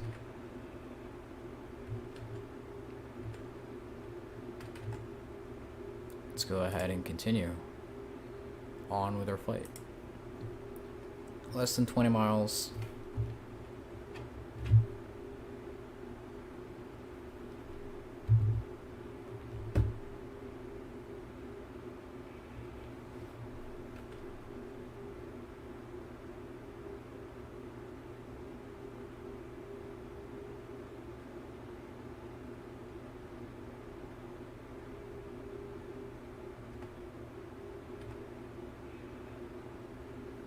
Still got about 4.7 thousand kilograms left to fuel on board, so I would say we have plenty. Oh, actually, I might have been wrong. That might have been I think it's Puebla, and this is Mexico City. Maybe. I could be wrong. Do not take my word for that. I'm not exactly sure where we are. But given that we're taking the approach further down, then I would assume, like down that way, I would assume we just flew, I don't know. I don't know. Alright, reset MCP altitude. Right, shoot, I forgot to do that. Alright, it's 9,700 if I am not wrong. 9,700 feet. 9,700 above. So that is correct. It is 9,700 feet. That's set in the MCP, and we're gonna go ahead and set it at C5. Yep. We're about to hit that top descent point. We're gonna set it to 20 miles again. We're gonna set our auto brakes to 2 for landing tonight at Mexico City. I don't think we need that much braking action. Does depend though, but I think we're fine with 2. So we have started our descent into Mexico City. Set it to 40 miles. We're gonna hit a decel point within 40 miles, and we are within an 80-mile range of the airport. So do expect a landing within probably 25 minutes. Sounds about right. Getting master caution.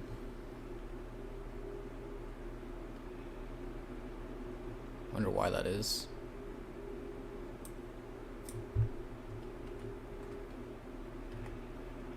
All right.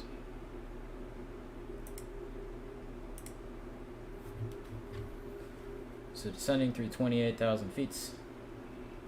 We're gonna go ahead and keep going.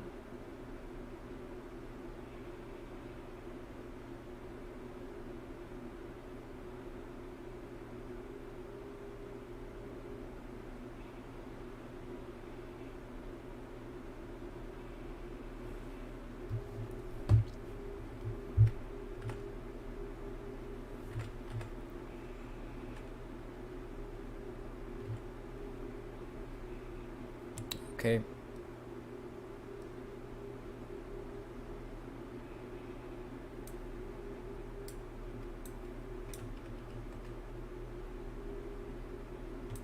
I have my pressurization panel set, right? So 7,300. That means we're doing, for final approach fits would be 2,600, which is a little higher than usual. Meaning that might not be our final approach fits. I think it could be 8,900, which is 1,600. So MX 900 right before runway 5 right. So where is MX 900? Yes, that is indeed our final approach fits. But 9,700 might be glide slope capture. So 8,900 is what it was. 8,900 is what it was. We're going to keep it at that.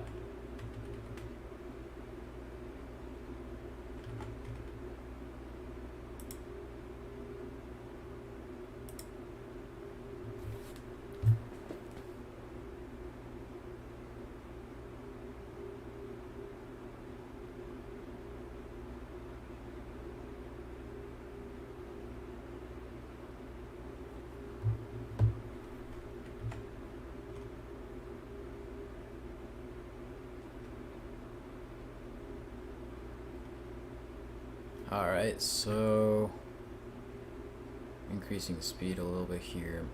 Might be flying through some clouds. I'm at 753, so my gets already 753, and we're turning towards 755.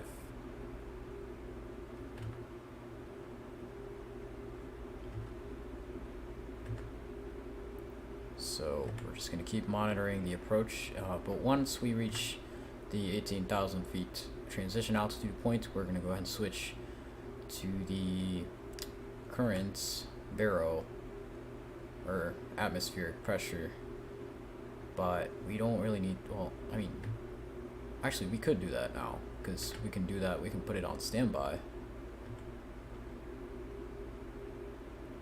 But yeah, usually I like to do it like right before, just so that I'm 100% sure that it's like the exact right information. But it's just kind of like a me thing.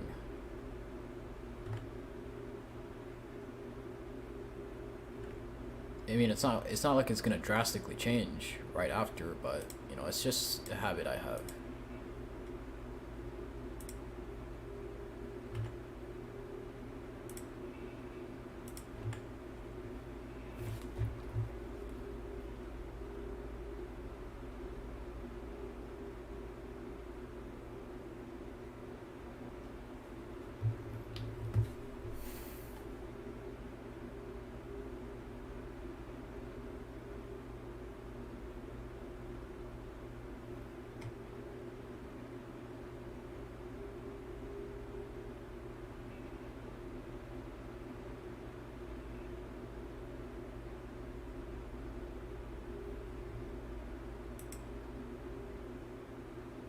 Alright, 21,000 feet. We're still going down here. 21.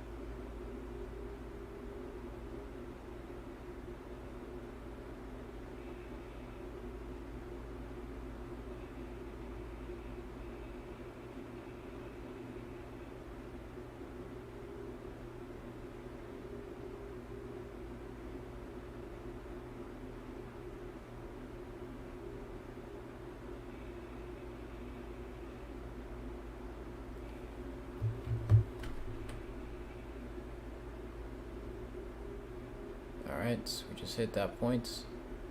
We're starting to see some city lights.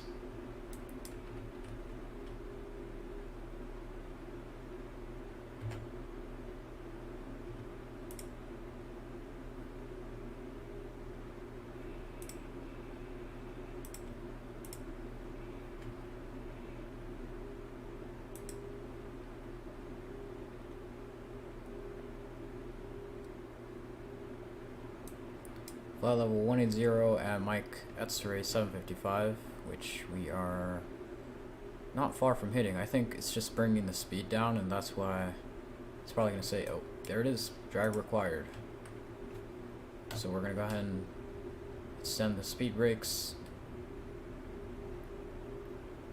just a little bit more, just enough so that it can bring down the descent rates. Or up, sorry, the descent rates. So speed's coming down, we're making that turn.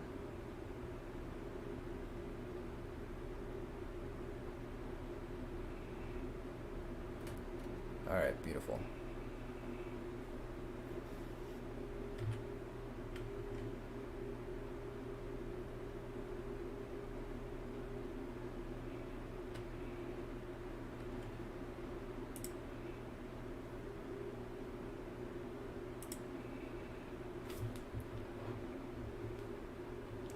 $18,800, 600 actually.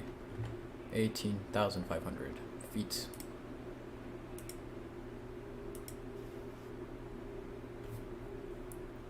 Mike X-ray 757 and then 759 at 180. By the way, guys, just a friendly reminder, we are literally, so it's 18,000 feet, right? But that doesn't mean it's 18,000 feet actually. Like, we're probably above ground level like 10,000 feet or something like that. So we are supposed to be preparing for landing like as if we were at 10,000 feet. So 3030, and we're gonna go ahead and switch. Nice. And I think we're going to hold 18,000 feet at this point until Mike X-ray 759.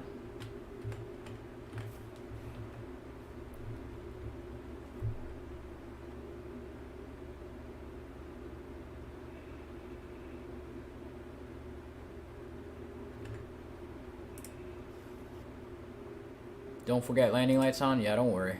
I'm not gonna turn them on yet though, because we're still at 18,000. Like, once we start going below that, I'm gonna turn them on. Were you watching this whole time? I thought you had abandoned me.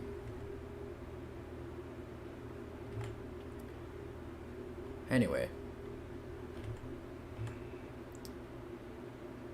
We're still holding this altitude constraints.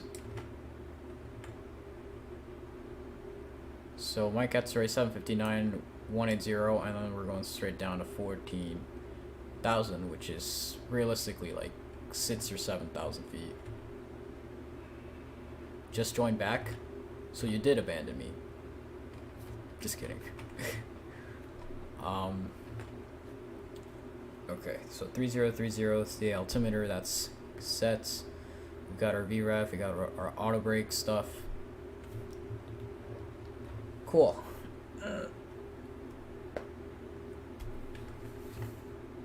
Studying for anatomy? Yeah, I have to study for anatomy as well.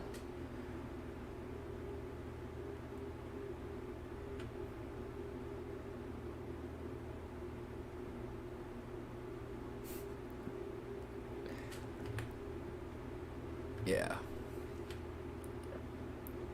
I have a quiz. I was studying earlier today. I've been studying like throughout the course. Well, not really throughout the course, but once I study again, it will officially be throughout the course of the day.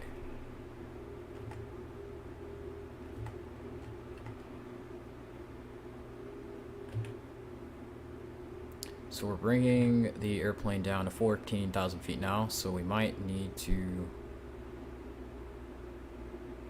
go ahead and extend our auto brakes. Or maybe not. I guess we can just idle it here, because remember, we're making a turn here. That's already a pretty big speed decrease. So that should, the vertical speed should compensate for that. So now we're going to go ahead and turn on our landing lights, only turn-offs, and actually, don't these come on like on short final?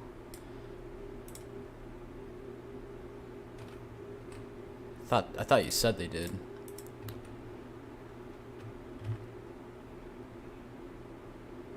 Main extensor with forearm, triceps, thank you. Might need to know that, or maybe not. But I'm doing muscles right now. That's what my class is doing.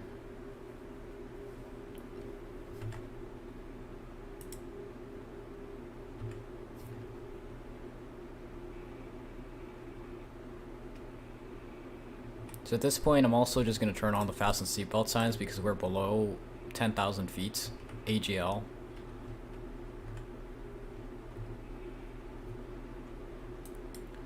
And Almus, we're, okay, not quite aligned, but almost. Also, that's kind of a steep turn right there. Isn't that like 5 miles? No, that looks like a 5 mile difference between that waypoint and the runway. I would have gone from 759 straight to 901 instead of making that weird, awkward. But hey, it's part of the star, so if it's part of the star, it's part of the star for a reason. Short final along with taxi lights, gotcha. I'll keep that in mind for next time.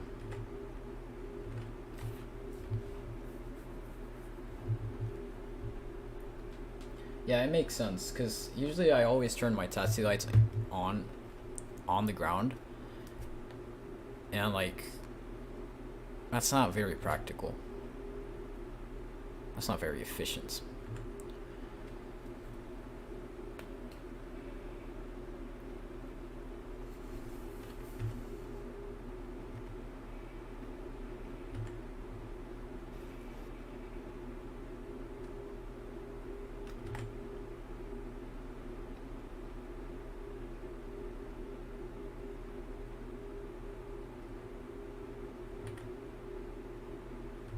think we have an hour 55 on the chrono, which is more than I expected. Is it maybe because we're flying south? Or no, not south, west. West, that's it.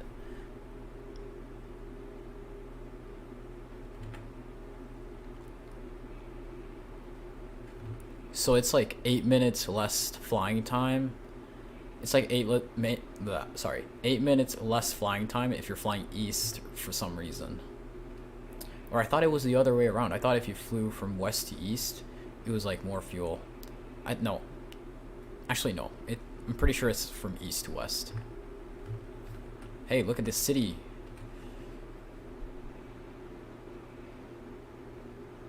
Wow. What a beautiful city.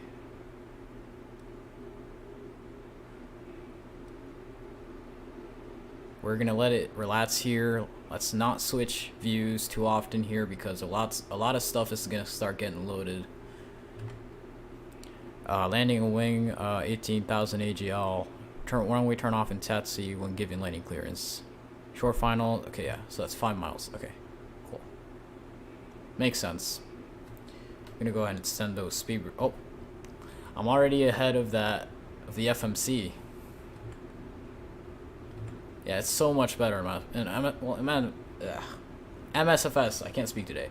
In MSFS, it's always been better. Like, if you just take a close look at the city, you'll see that like the spill is like much more realistic. I also need to start putting flaps out now. I'm just gonna wait till I slow down to 210. 210, slow down, and that should be good.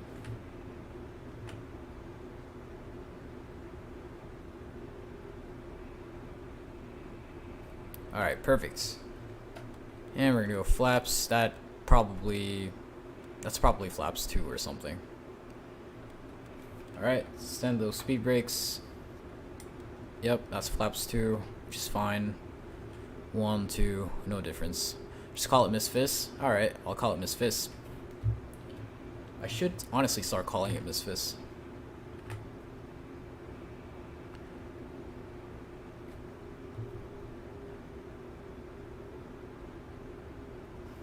Is that GS? Is that ground speed 230? No, that doesn't say GS, does it? Yeah, it does. It kind of looks like a timer. It's kind of scary, like a self-destruct timer.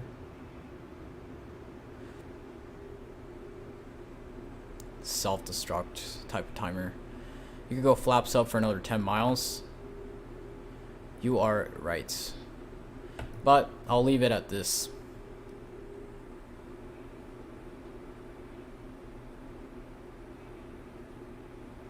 Because 178, I mean, that's okay. And right now we are at like 5,000 feet anyway. So I should be going like 200 knots. Yeah, MSFS is just awkward to say. Like, Miss Fist just sounds right because it's easier to pronounce and it's also true.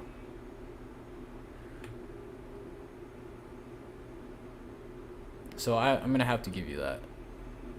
Disregard the speed and bump it up to like 210. We're like literally 5 miles away from her. 901, so what's the difference? Let's just leave it like that. It's just gonna be more work because sooner than later, yeah, it's coming up quick. Like sooner than later, we're gonna like put them down again. So it's no point. Just gonna leave it like that. Miss Fist. It ain't married. Nope. Certainly not to X-Plane. If anything, it's the #1 X-Plane adversary.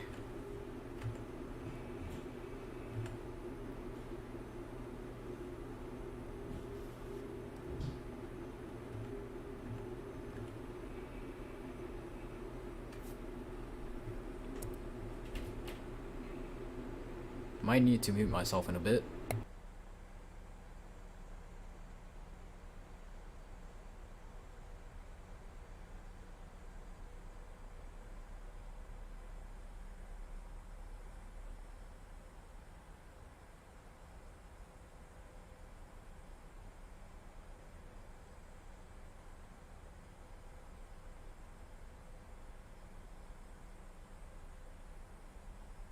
Alright. Never thought that day would come. Don't jinx it, Lee.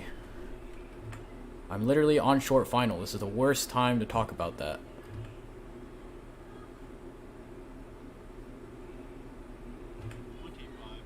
Alright, 2,500 feet. I might need to turn on approach mode now, actually. So...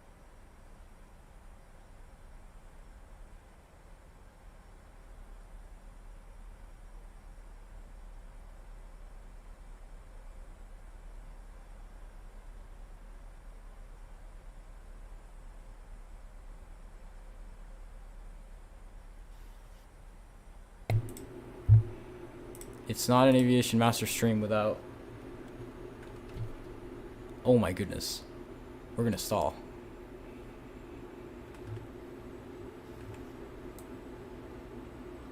Oh my goodness.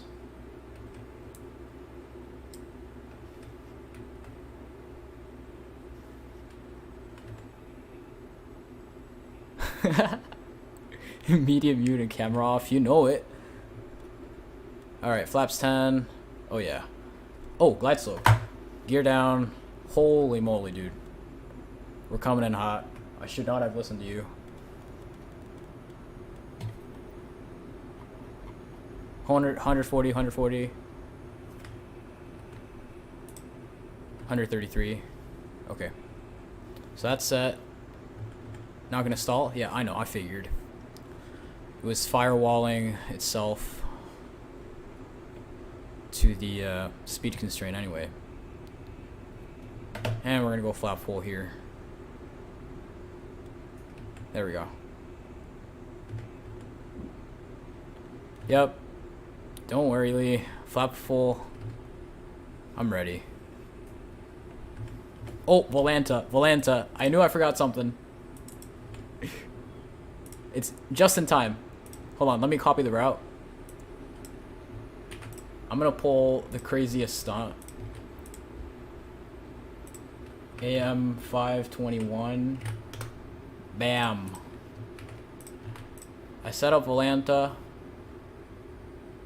right before landing. Come on. Wait, no. It's not set up yet.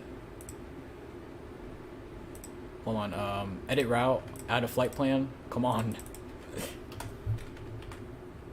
Wait. Hold on. 5 right.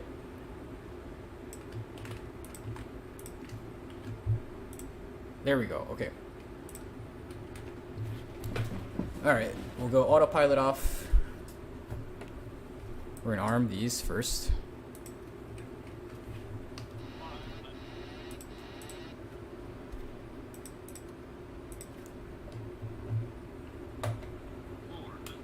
Look at that approach. Just look at the buildings. You can't tell me that doesn't look good. Come on.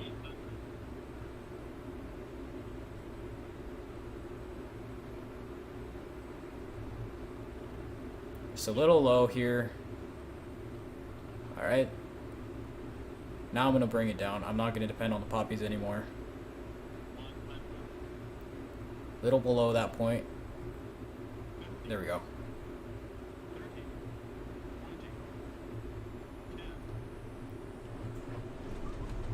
Little rough. Oh, there we go. Reversers. Came in a little low there on the approach. And fast, maybe. Actually, we might have been a little slower than we were supposed to be.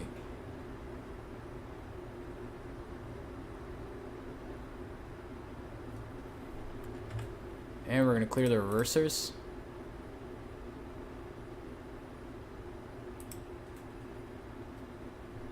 There we go. And welcome.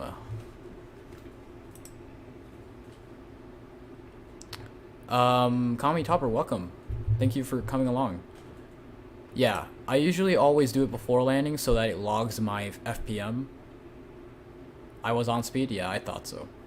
I'm never off speed. Anyway, welcome to Mexico City. Beautiful afternoon here. Kind of clear skies, I guess. Actually, It's a little cloudy, but...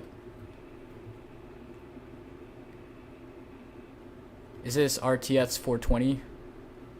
Yeah, it's RTX 420. Definitely. But no, I have a 3090 on my computer. But I'm glad you've been enjoying my touchscreen videos for Explain. I really hope that's been helping you out, man. I know we definitely need more substance tutorials because I didn't log the time for the entire flight. It doesn't matter because it still logs the distance. So, alright, and that was 269. Hey, that's rough, but it could have been worse. Is that another taxiway? Yeah, it is. So we'll just cross this runway. Make sure I don't forget the APU.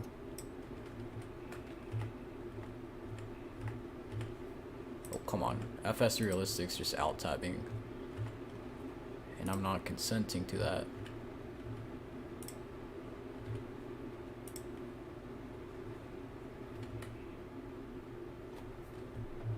Alright. Taxi lights, runway turnoffs can come off, and landing lights can come off. And wing lights can also come off. So can logo lights. And we're gonna turn on nav lights again. Whoops. So strobes off. And still a little dark.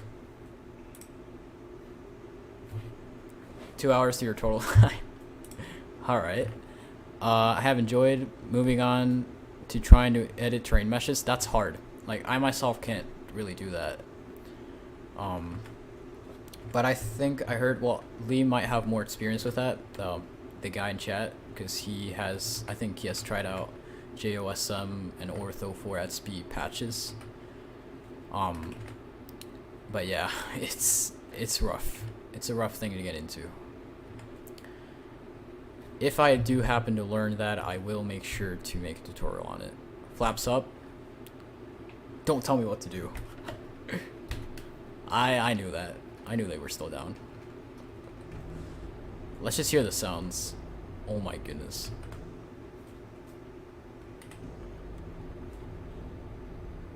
And then the Aero Mexico maintenance hangar in the background. I'm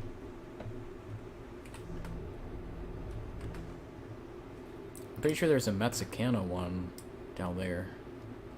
Or there's another Mexican airline.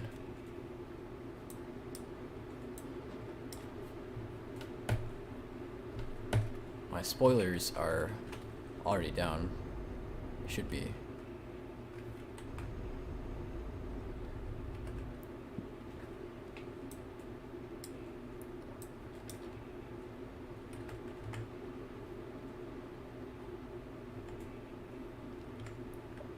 Yeah, but remember the modeling in Blender also isn't, it's not necessarily easy. Maybe managing the software for the mesh itself, but you also kind of have to model that, and that's not very fun.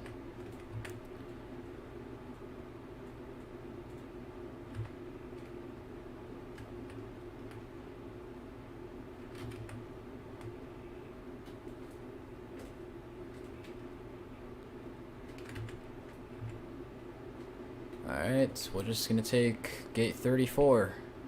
Literally the exact same gate I took last time I came here. And I need GS sets. I know I need GS sets. But we're just gonna wing it here. Gonna slow down a whole lot.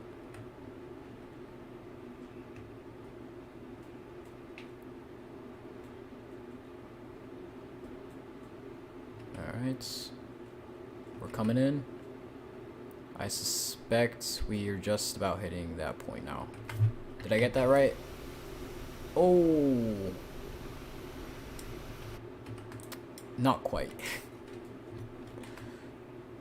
But at least I still made it on the line, so. Engine 1 and 2 off, and fuel pumps can come off.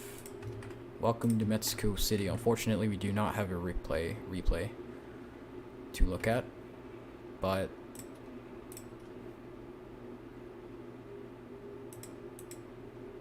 come on. There we go.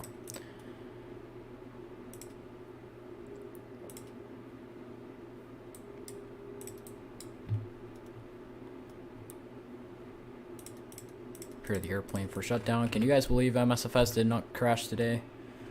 I honestly am surprised that it behaved.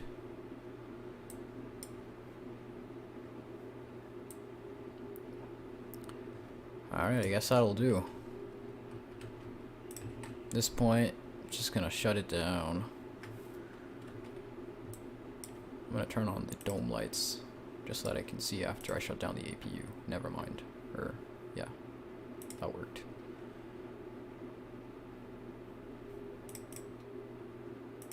Standby power off. And we can go battery off. And actually, we can also, unless it's too late. Ah, never mind, it's not too late.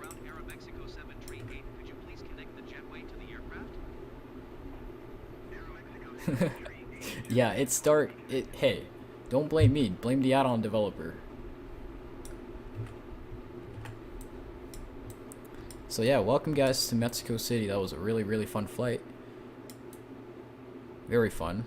Oh, that's just kind of clipped through the plane. And hopefully we'll be doing some more Mexico ops. Honestly, I really like, it's really nice to fly in Mexico at daytime. The views are really, really beautiful. And even at nighttime here, that approach was fantastic. Lighting wise, really, really fun as well. So maybe even a good area to explore for VFR. So yeah, that should conclude our flight today. And I appreciate everyone who joined, everyone who stayed. And if you guys have any route suggestions, you can just join my Discord and give me your suggestions, and I'll probably take them into consideration. So yeah, just make sure they go along like where we last landed or somewhere nearby, so that I can fly there. But yeah. So let me go ahead and roll the outro music. So yeah, thank you guys once again for joining. I really appreciate all of you guys' time and for coming along. So, wow, yeah, it is really dark. But anyway, yeah. I'm just gonna let you guys finish that chat there so that you don't leave out any information. Okay.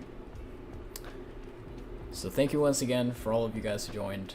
If you guys once again have any route suggestions, I would really appreciate some suggestions, because I really don't know where to go for the next stream. But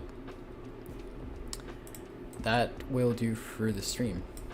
Once again, I appreciate your guys' time and for coming along, and I'll see you guys next time. Bye bye.